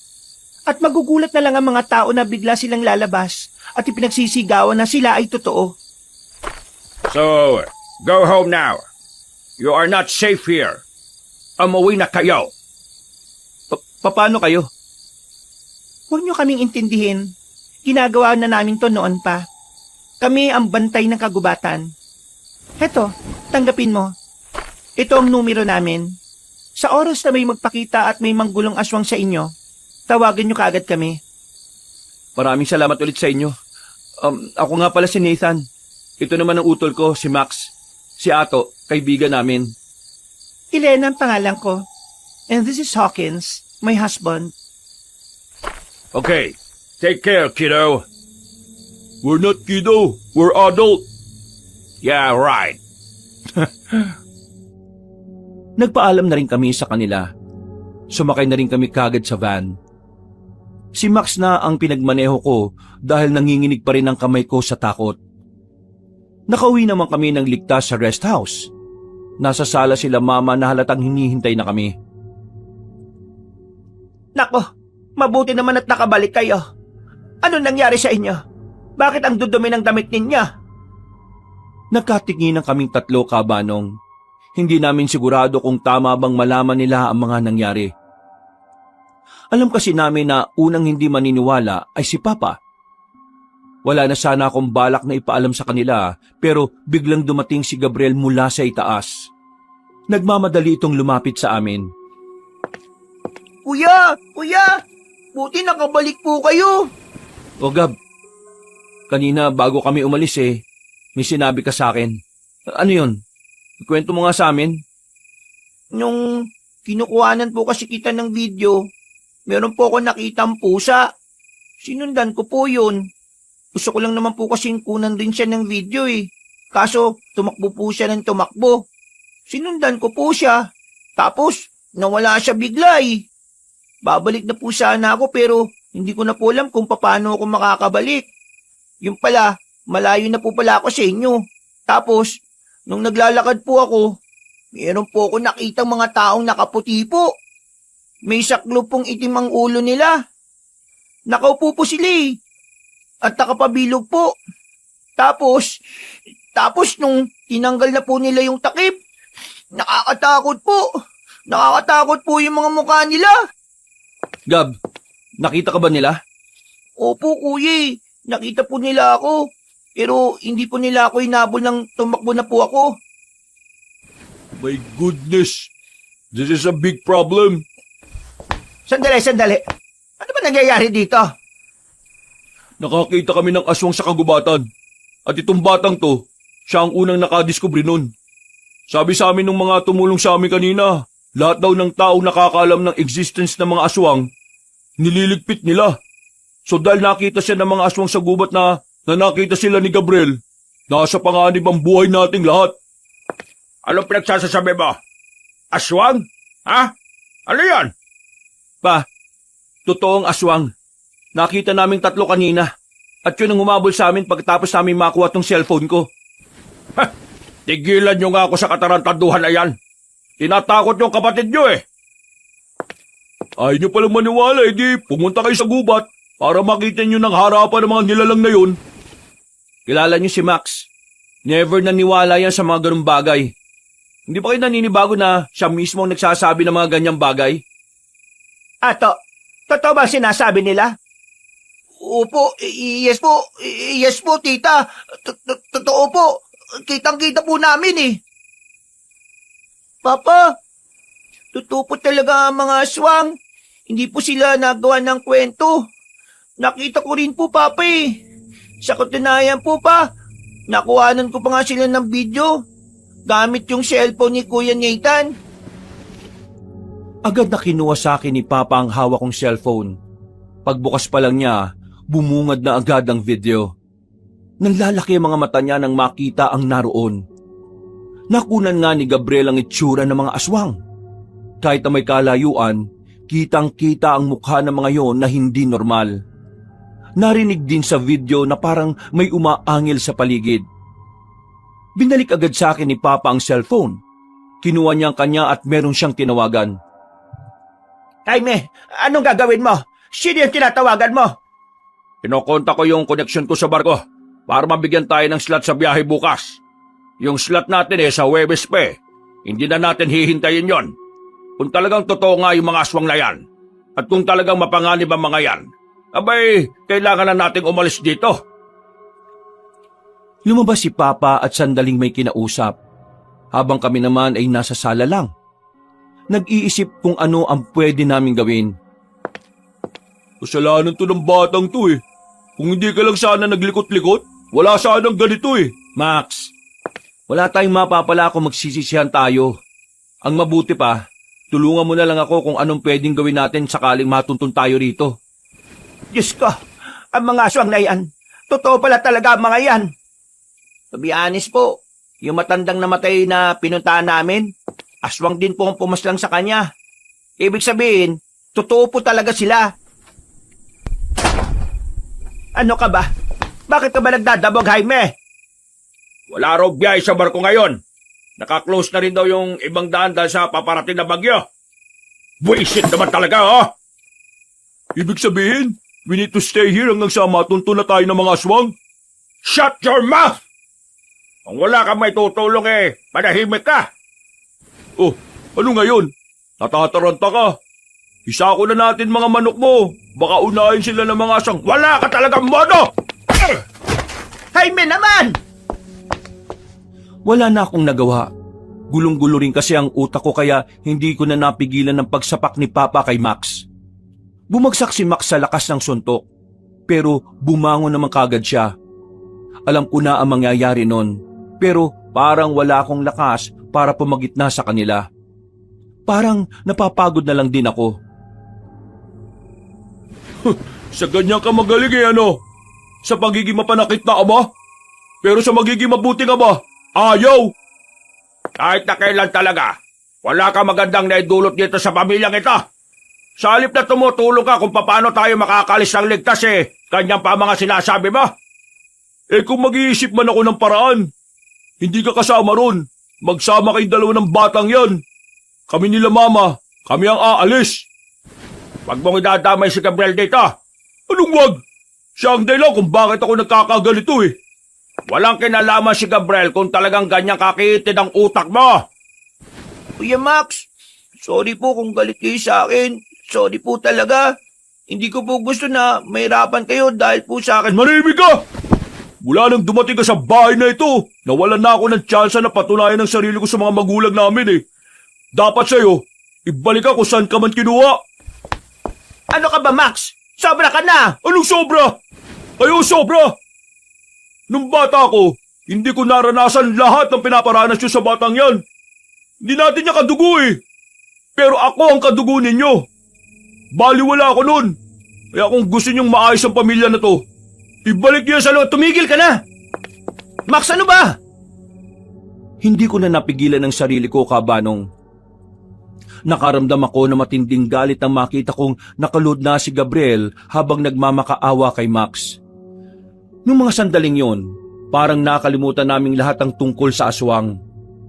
Nangibabaw na naman ang problema ng pamilya. Bakit? Kakampihan mo tong ama natin? At yung batang yan? Tumigil ka na, Maximo, ha? O ano? May gagawin ka sa akin, Nathaniel? Napaka-irrasyonal mo nang mag-isip eh. Oo! Alam kong unfair si Papa sa'yo nung bata ka pa. Alam ko, may pagkukulang siya. Alam nating lahat yon. Na nung bata ka pa, hindi siya naging mabuti at mapagmahal na ama sa'yo. Pero lahat ng pagkukulang niya, siya lang yun. Walang kinalaman si Gabriel doon. Hindi kasalanan ni Gabriel na may isang pamilyang umampun sa kanya para makaramdam ng pagmamahal. Hindi kasalanan ni Gabriel kung nararanasan niya ang kaginhawaan na meron tayo ngayon. At mas lalong hindi kasalanan ng bata kung bakit ganyan ang nararamdaman mo. It's all you, Max! Ikaw na ang may kasalanan kung bakit nakulong ka sa galit mo. Nasarado yung utak mo! Ha! At sa'yo pa talaga nang galing yan ha? Ikaw na akala ko na mauunawaan mong nararamdaman ko mula umpisa. Kung sa bagay, malakas ang loob mong magsalita ng ganyan kasi ikaw ang magaling. Ikaw ang palaging pinupuri. Ikaw ang palaging matalino sa paningin nila. Ikaw ang maraming achievement. Oo! Ako magaling. Ako lahat. Ako maraming narating because I work for it. At habang pinaghihirapan ko ang mga bagay na yon, you're busy destroying yourself comparing me sa kung ano ang kaya kong gawin. Nakalimutan mo nang kilalanin ng sarili mo dahil sa kakatingin sa akin. Na kung bakit ako matalino, kung bakit ako magaling, bakit ako yung pinagkakatiwalaan sa negosyo. Kasi ako, gumagalaw ako, kumikilos ako, at tinuon ko ang atensyon ko sa sarili ko. Nagpakahusay ako, Max.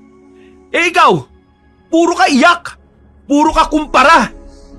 Isa kang grown man na insecure sa ibang tao kasi tinuturing mo na kompetisyon na pagkakaiba nating dalawa. I get it now, Max. Hindi na ito dahil kay Gab eh. Dahil una pa lang, may sama ka na rin ng loob sa akin. At dahil hindi mo yun maamin, pinagbubuntungan mo si Gab by bringing up your unhealed childhood. Grow up, bro! Hindi ka na makakausad kung palagi mong babalikan ng nakaraan. Kung nagkulang man si Papa sa'yo, hayaan mo siyang bumawi kung gusto niya. Kung ayaw niya, edi bahala siya sa buhay niya. Pareho ka rin pala nila mag-isip eh. Wala ka rin pakialam sa tunay kong nararamdaman. Move on? Grow up? Ang daling sabihin niyan para sa iyo eh, no? Palibasa, wala kang pakialam sa nararamdaman ko. Palibasa, hindi kayong napagkaitan ng pagkakataong mapatunayan ang sarili mo. Palibasa, ang problema mo lang ay kung paano ka magkakaroon ng normal na buhay. Samantalang ako, problema ko kung paano ako matatanggap ng ama natin na walang ibang alam kundi tingnan ako sa mababang paraan. Palibasa, wala ka sa lugar ko kaya hindi mo alam ang pakiramdam ko. Paano mo nasabing hindi ko nararamdaman ang nararamdaman mo? Eh pareho lang naman tayong hindi nakaranas ng tamang pagmamahal noon. Pareho lang tayo napabayaan ng ama na meron tayo ngayon. Hindi mo alam? Dahil wala kang alam na sa tuwing pinababayaan ka ni Papa, nandun ako para magkasama tayo. Nung walang nag-aalaga sa'yo, nandun rin ako. Nung walang nag-aasikaso sa'yo, katabi mo ako. Nung muntikan ka nang matanggal sa school, ako yung kasama mo. Lumulod ako sa mga teachers at principal nyo para hindi ka nila alisin. Nung na-hospital ka, nandun ako. Iniwan ko yung importanteng bagay na sana naabot ko na pangarap ko. Pero pinili kita, Max. Kaya paano mo nasabing hindi ko alam ang pakiramdam? Kung nahihirapan ka noon, mas nahihirapan ako. Mas nagdusa ako. Mas marami akong sinakripisyo para lang mabantayan ka at hindi ka maligaw. Tapos, hindi ko alam ngayon ang pakiramdam? Nasasabi mo yan kasi mas pinili kong magpanggap na hindi apektado eh. Kasi yun ang kailangan kong gawin. Para hindi bumigay ang pamilyang to, kailangan ko magsilbing pangalawang haligi. Kahit ang totoo, marupok din ako! Nung mga sandaling yon, ay tuluyan na akong bumigay, Kabanong. Nanghina ako sa sobrang sama ng loob. At pakiramdam ko, wala na akong kailangang itago sa kanila. Pakiramdam ko yun na ang tamang pagkakataon para masabi ko ang tunay kong nararamdaman. Kabanong, wala na akong pakialam nun kung magmukha akong mahina sa mata ni Papa. Siguro, nagtataka kayo kung bakit parang ang lakas-lakas ko no? Kung bakit parang sa tuwing nag-aaway kayo ni Papa, palagi lang akong nasa gitna, umaawat, nagsasalita ng magaganda para magkabati kayo. Pero alam niyo bang, meron din akong sariling problemang hindi niyo alam. Kasi, hindi niyo naman nararamdaman at nakikita sa akin Nathan, anak, pwede mong sabihin sa amin ngayon. Huwag mong kimkimin kung ano man niyang nararamdaman mo. Si Dayan. Oo, Papa. Ma. Si Dayan. Yung anak ng mortal mong kaaway sa negosyo. Si Dayan. Yung childhood friend ko at crush ko. Naging kami ng 5 years. Tinaago namin kasi alam naming dalawa magkakagulo. Paghihiwalayin niyo lang kami. Kasi galit kayo sa isa't isa ng papa niya, hindi ba? So ayun, 5 taon. 5 taon kaming patago-tago. Nakikita kami ng hindi alam ng nakararami. Nagdi-date. Masaya naman kami kahit napatago Hanggang sa nagbunga yung pagmamahalan namin. Yes, ma. Lola ka na. Sana. Naging lola ka na sana. Kaso, ma, wala na yung baby namin. Ma, nakunan si Dayan eh. Wala na siya. Wala na yung anak namin. 5 buwan. 5 buwan pa lang siya pero bakit kinuha siya kagad sa amin, ma? Sobrang sakit sa amin noon. Para ako mababaliw kakaisip kasi hindi ko matanggap. Hindi ko matanggap na bakit kami yung nawalan ng anak. Naghihingat naman kami. Mabuti naman kami. Wala kaming tinatapakang tao. Pero, bakit kami yung nawalan? Yung pakiramdam ko, para akong araw-araw na sinasaksak sa puso. Pero ma, hindi ko yung pwedeng ipahalata sa inyo eh. Lalo na sa iyo pa. Kasi kapag nalaman mo yon, kapag nalaman mo na yung anak ng mortal mong kaaway ay naging ina ng anak ko, na apo mo, siguradong itatakwil mo ako eh. At siguradong itatakwil din si Dayan ang buong pamilya niya. Alam mo ba kung gaano kahirap yun pa? Araw-araw kumikilos ng normal kahit sa loob-loob ko. Durog na durog ako! Pero kahit na ganon, wala kayong narinig sa akin. Mas inuna ko pa ang pamilyang ito kesa sa pamilyang sinubukan kong buuin. Pero, nabawasan ka agad. Napakahirap ng kalagayan ko, ma. Pa.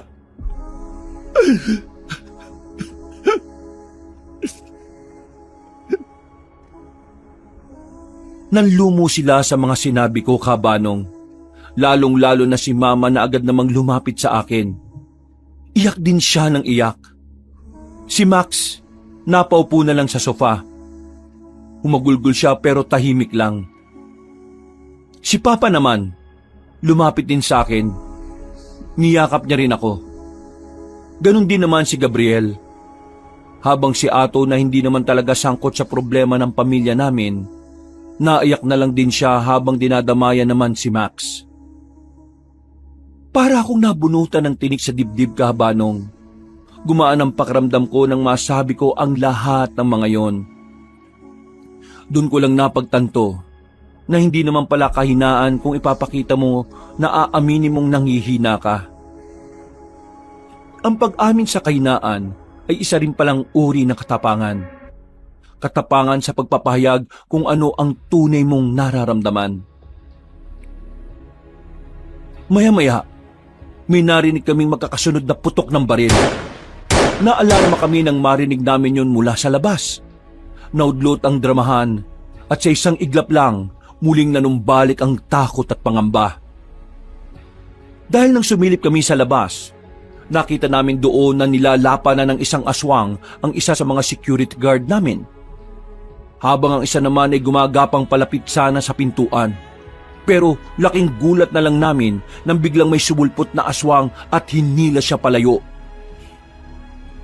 Max, Ato, tulungan niyo akong iharang dito yung cabinet at ang sopa. Nathan, kunin mo ang baril ko sa itaas. Bilis! Isarado mo na rin ang mga bintana kung meron ka madadaan ng nakabukas. Isinantabi ko na muna ang sama ng loob ko nung oras na yon, Kabanong. Dahil mas mahalaga ang kaligtasan namin noon, kaya dali-dali akong umakyat sa taas. Nagpunta ako sa kwarto ni Papa. Binuksan ko ang kahon niya. Kinuha ko roon ang 45 na baril, pati na rin ang extrang magazine. Isa-isa kong pinuntahan ang mga kwarto. Pagpunta ko sa kwarto ni Gabriel, nakita ko nakabukas ang bintana roon. May aswang na bigla na lamang lumitaw. Hindi na ako nagdalawang isip na barilin yon. Bulagta siya kagad at saka bumagsak. Mabilis ko namang isinarado ang bintana. Oh, ano nangyari? Bukas ang bintana.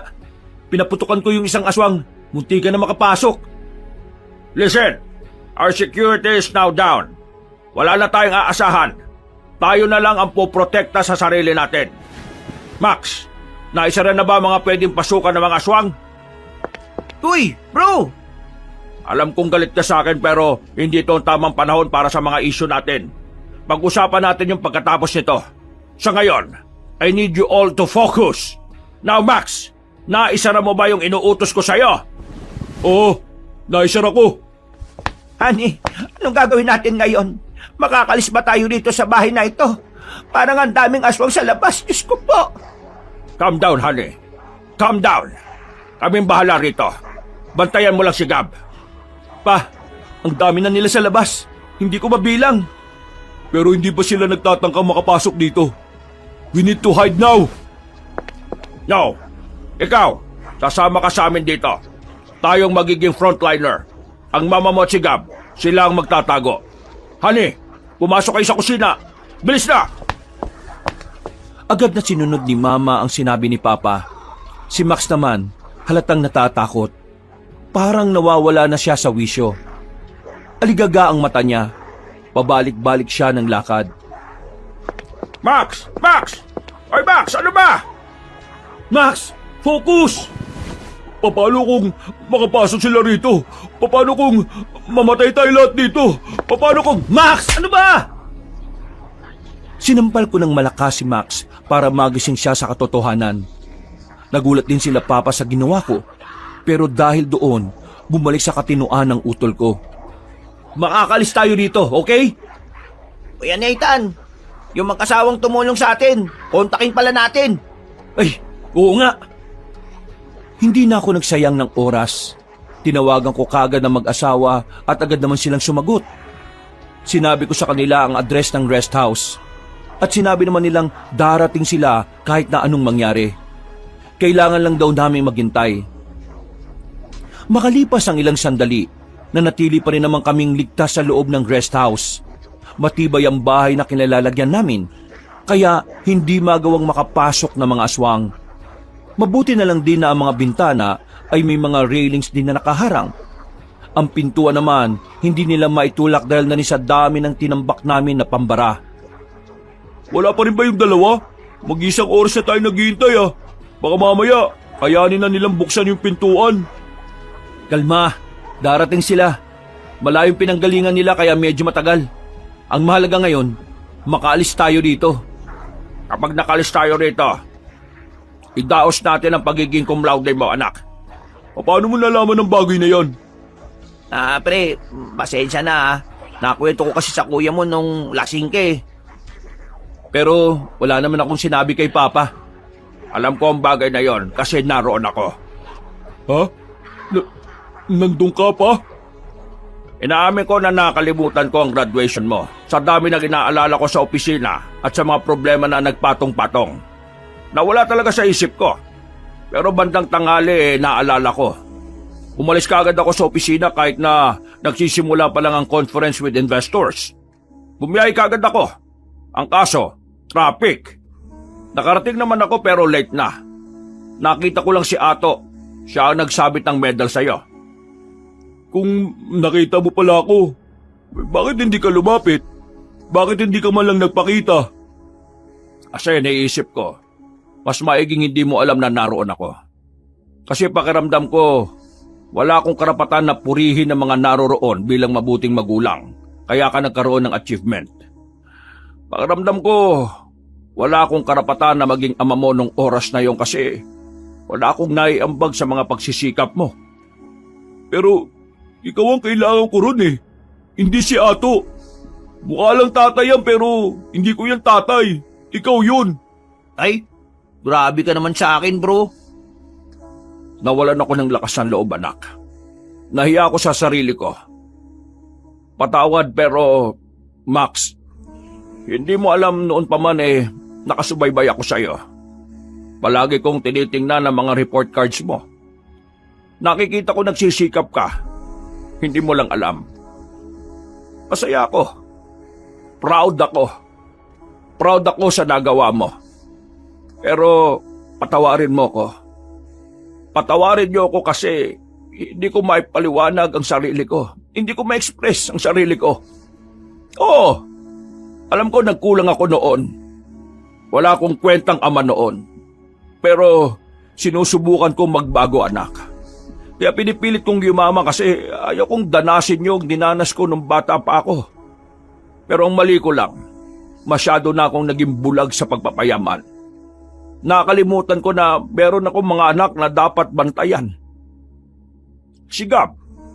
Oo, siya lagi yung pinagtutuunan namin. Kasi akala ko, okay na kayo. Akala ko matatapalan ng magarambahay ang mga pagkukulang ko ng mga bata pa kayo. Pero nagkamali ako.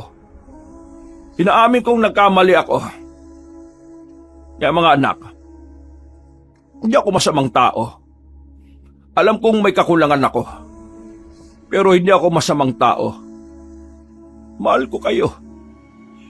Hindi ko lang alam kung paano ko yun ipaparamdam. Max, Nathan, sorry. Hindi natin alam kung anong magyayari ngayon. Kung sakaling ito na ang huling sandali na makakausap ko kayo, gusto ko sabihin sa inyo na mahal ko kayo. Hindi na namin naiwasang hindi maiyak ka, Banong. Pero natigilan na naman kami sa aming kadrabahan dahil nang biglang umahangil ng malakas ang mga aswang. Naalarma na kami nang makita naming lumalakas na ang pagtulak sa pintuan namin. Narinig na rin namin na meron nang nagsasalita sa labas. Abo! Abo! Papasok kami dyan sa ayaw at sa gusto ninyo. Pasensya na! Kailangan namin burahin ang mga taong nakakalam na kami ay narito sa probinsyang ito. Ikaw ba ang pinuno ng mga aswang? Umalis na kayo!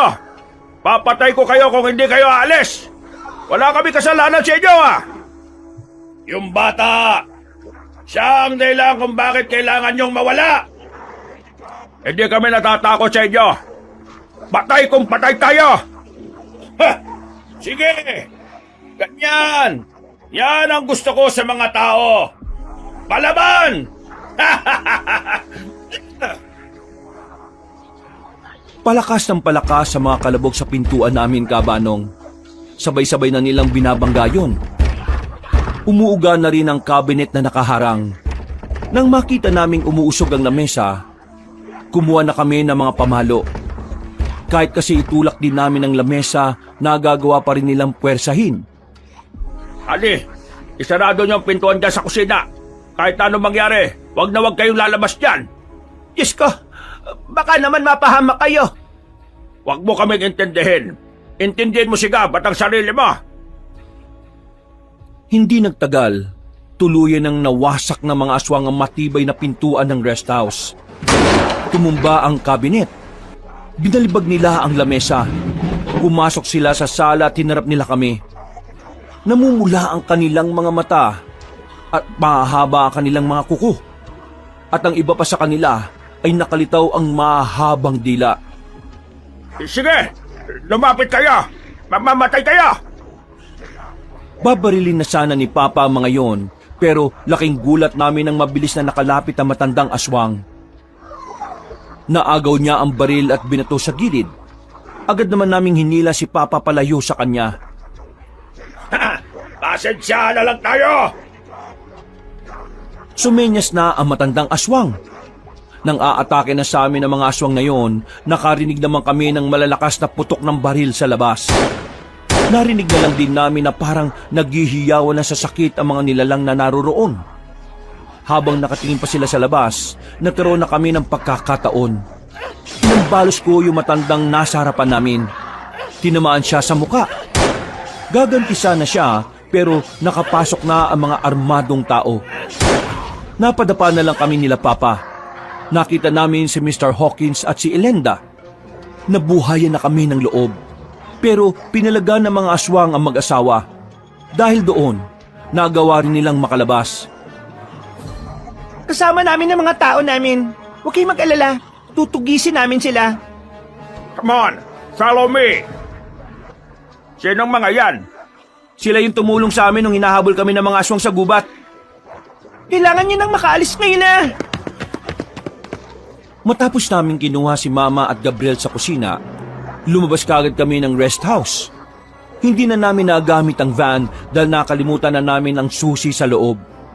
Nawala na kami ng tsansa na makuha pa yun dahil mas dumami ang aswang na kinakalaban nila Elenda.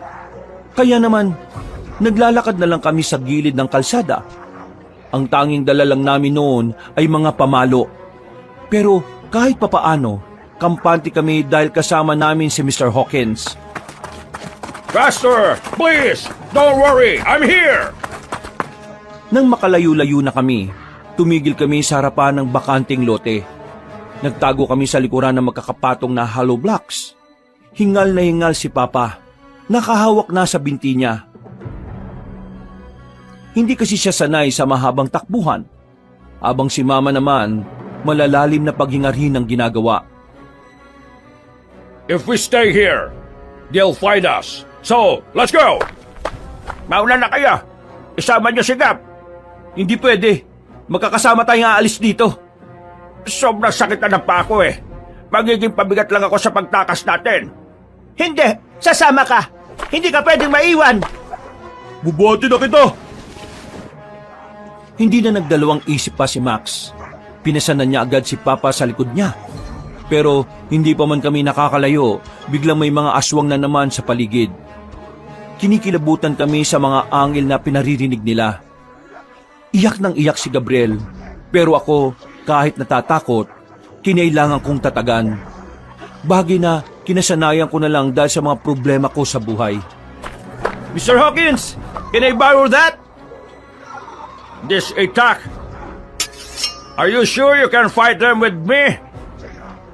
I'm scared, but this is about the safety of our family, so I don't care. Okay, that's a real man thing. Lumabas ako kasama ni Mr. Hawkins matapos niyang iabot sa akin ang isa niya pang itak. Hindi nagtagal, gumapang na papunta sa amin ng mga aswang.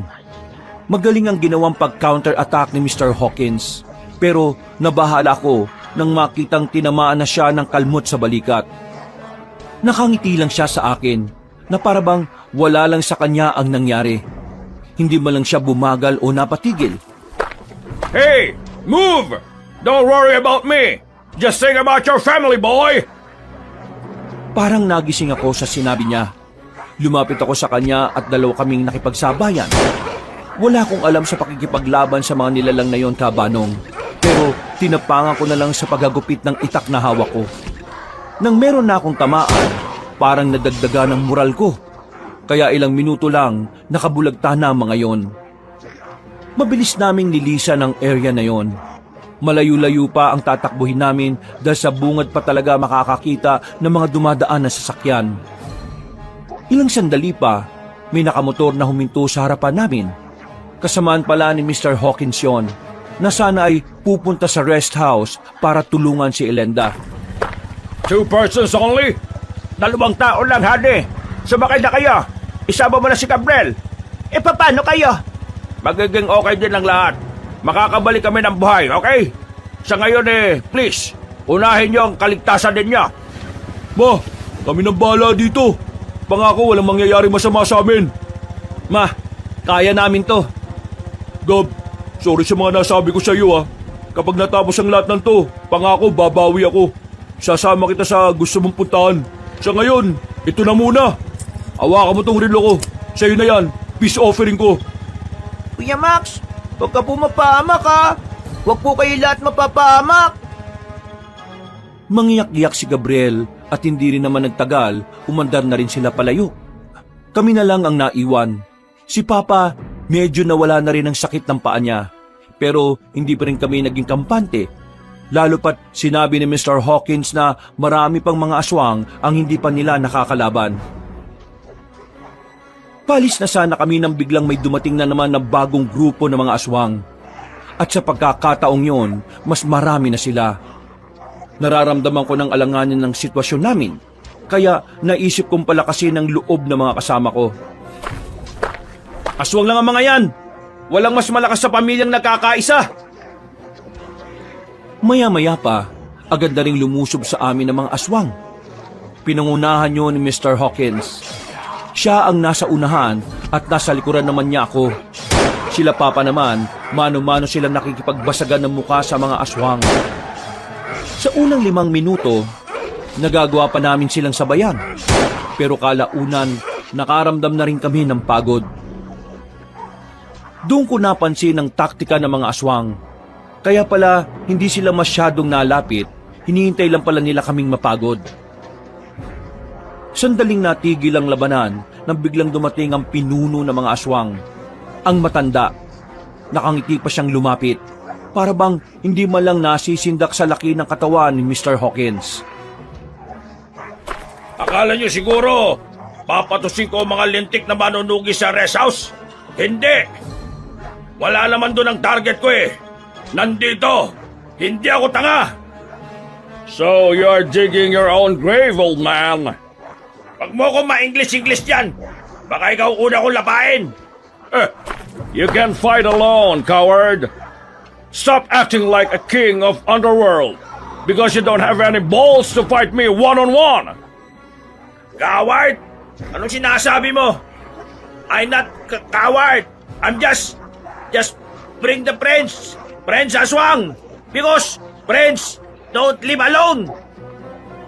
Just admit, you guys are coward and weak, so you need to make a large group to fight a single person like me. Coward! Lakas mag-trash talk ni Mr. Hawkins ah. Nakapanood siguro ng Dota.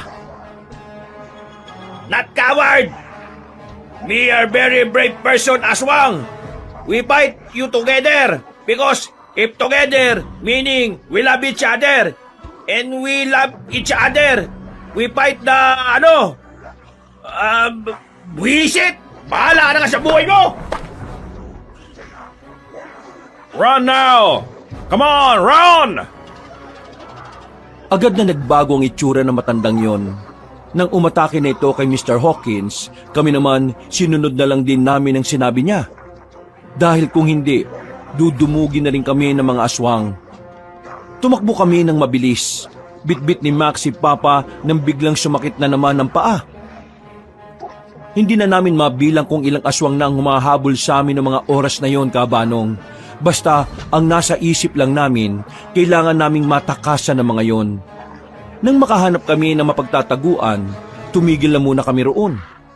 Malayo-layo na rin naman ang naitakbo namin. At ang nasa isip namin ay hindi na kami maabutan ng mga nilalang na yon. Wala na yata sila.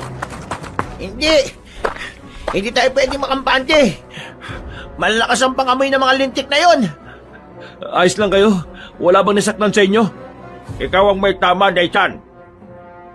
Pagtingin ko sa tagiliran ko, may dugo na roon. Saka ko lang naramdaman ang sugat ko.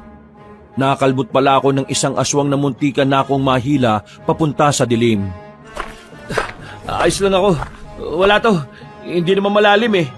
Sigurado ka ba? Oo, ayos lang po ako. Nagubad ng damit si Ato. Pinunit niya yon at saka si Max naman ang nagtali sa bewang ko para hindi gaanong umagos ang dugo. Kailangan natin makarating sa bungad. Kapag nakarating na tayo ron, siguradong ligtas na tayo. Pasensya na kayo Dahil sa akin bumabagal tayo. Wala kayong kasalanan at hindi ka rin naman pabigat. Walang may iwan. Magtiwala lang tayo sa sarili natin. Makakatakas tayo rito. Maya-maya pa, lumabas na rin kami sa pinagtataguan naming lumang waiting shed. Wala kaming nakitang aswang sa paligid. Sa halos 15 minutong pagpapahinga, akala namin ay makakaligtas na kami. Pero laking gulat namin nang biglang lumitaw ang matandang aswang. Sugatan na siya, marami ng tama sa katawan, pero may lakas pa rin siya. Anak ng tinapay naman, Sa kasamang palad, ako ang nakarating dito at hindi ang matandang kano na yon. Wala nang sagabal. Mapapatay ko na rin kayo! Ano ginawa mo kay Mr. Hawkins? Tanga ka ba? Ano sa tingin mo? Masyado ka madaldal. Kung kanina mo pa kami pinaslang, edi tapos na to. Tito naman! Ayaw ko pa pong mamatay, no? Reverse psychology yan. Maganda kayo. Walang matatakot. Focus lang. Walang magagawa ang focus-focus nyo sa kabangisan ko! Nakalapit siya sa amin at naagaw niya ang itako. Akmang kakalmutin na niya ako nang sinipa siya ni Papa. Pero hinawi lang siya ng matandang aswang. Lumapit naman si Max. Sinuntok niya ang aswang. Tinamaan yun sa muka. Pero parang hindi tinablan. Si Ato naman, nakakuha ng pamalo sa gilid. Kahoy na palot China. Pagpalo niya, umilag yung aswang at ako yung tinamaan sa hita. Tumawa pa yung aswang sa nangyari, pero nawala na lang yung tawa niya nang biglang dumating si Mr. Hawkins. Sugatan siya, pero hindi naman malala ang mga galos niya. Nalaki ang mga mata ng aswang. Mabilis na lumapit si Mr. Hawkins at agad na humataw ng malakas ng hawak nitong itak. Tinamaan ng aswang sa leeg na agad nitong kinabagsak. You think you can defeat me? Hell no! You! Hindi na naituloy na matandang aswang ang kanyang sasabihin nang tuluyan na siyang nalagutan ng hininga. Noong mga sandaling yun ay tuluyan na kaming napanatag. Lumapit sa amin si Mr. Hawkins. Medyo nahahapdian na rin siya sa mga sugat niya. Pero si Papa pa rin ang inalalayan niya. Okay, we're done here. Let's go again. Naglakad na naman kami ng naglakad. Buti na lang, inabutan din kami ng iba nilang kasamahan. Naisakay na kami sa tricycle at kalaunan ay nakarating na rin sa mas ligtas na lugar. Ayon kina Ilenda, natalo nila ang mga aswang pero hindi pa rin daw natatapos ang kanilang laban kontra sa mga nilalang na yon. Dahil hindi pa rin nila nauubos sa mga aswang na nananatili pa rin nagtatago. Ganun pa man, malaki ang pasasalamat namin sa kanila. Kung hindi dahil sa mga aswang na yon, baka tuluyan na kaming namatay sa rest house na yon. Samantala, nagpaabot naman kami ng tulong sa 2 guard namin na unang nasawi sa pag-atake ng mga aswang. Naintindihan naman ng pamilya nila ang nangyari dahil kahit sila rin ay naniniwalang aswang nga ang may kagagawa ng pagpatay.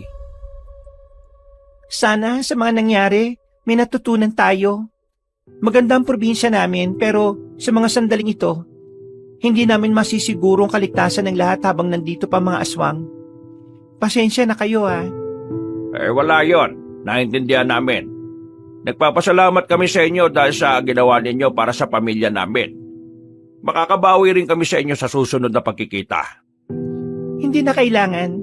Masaya na kaming nagtagumpay kami sa aming tungkulin.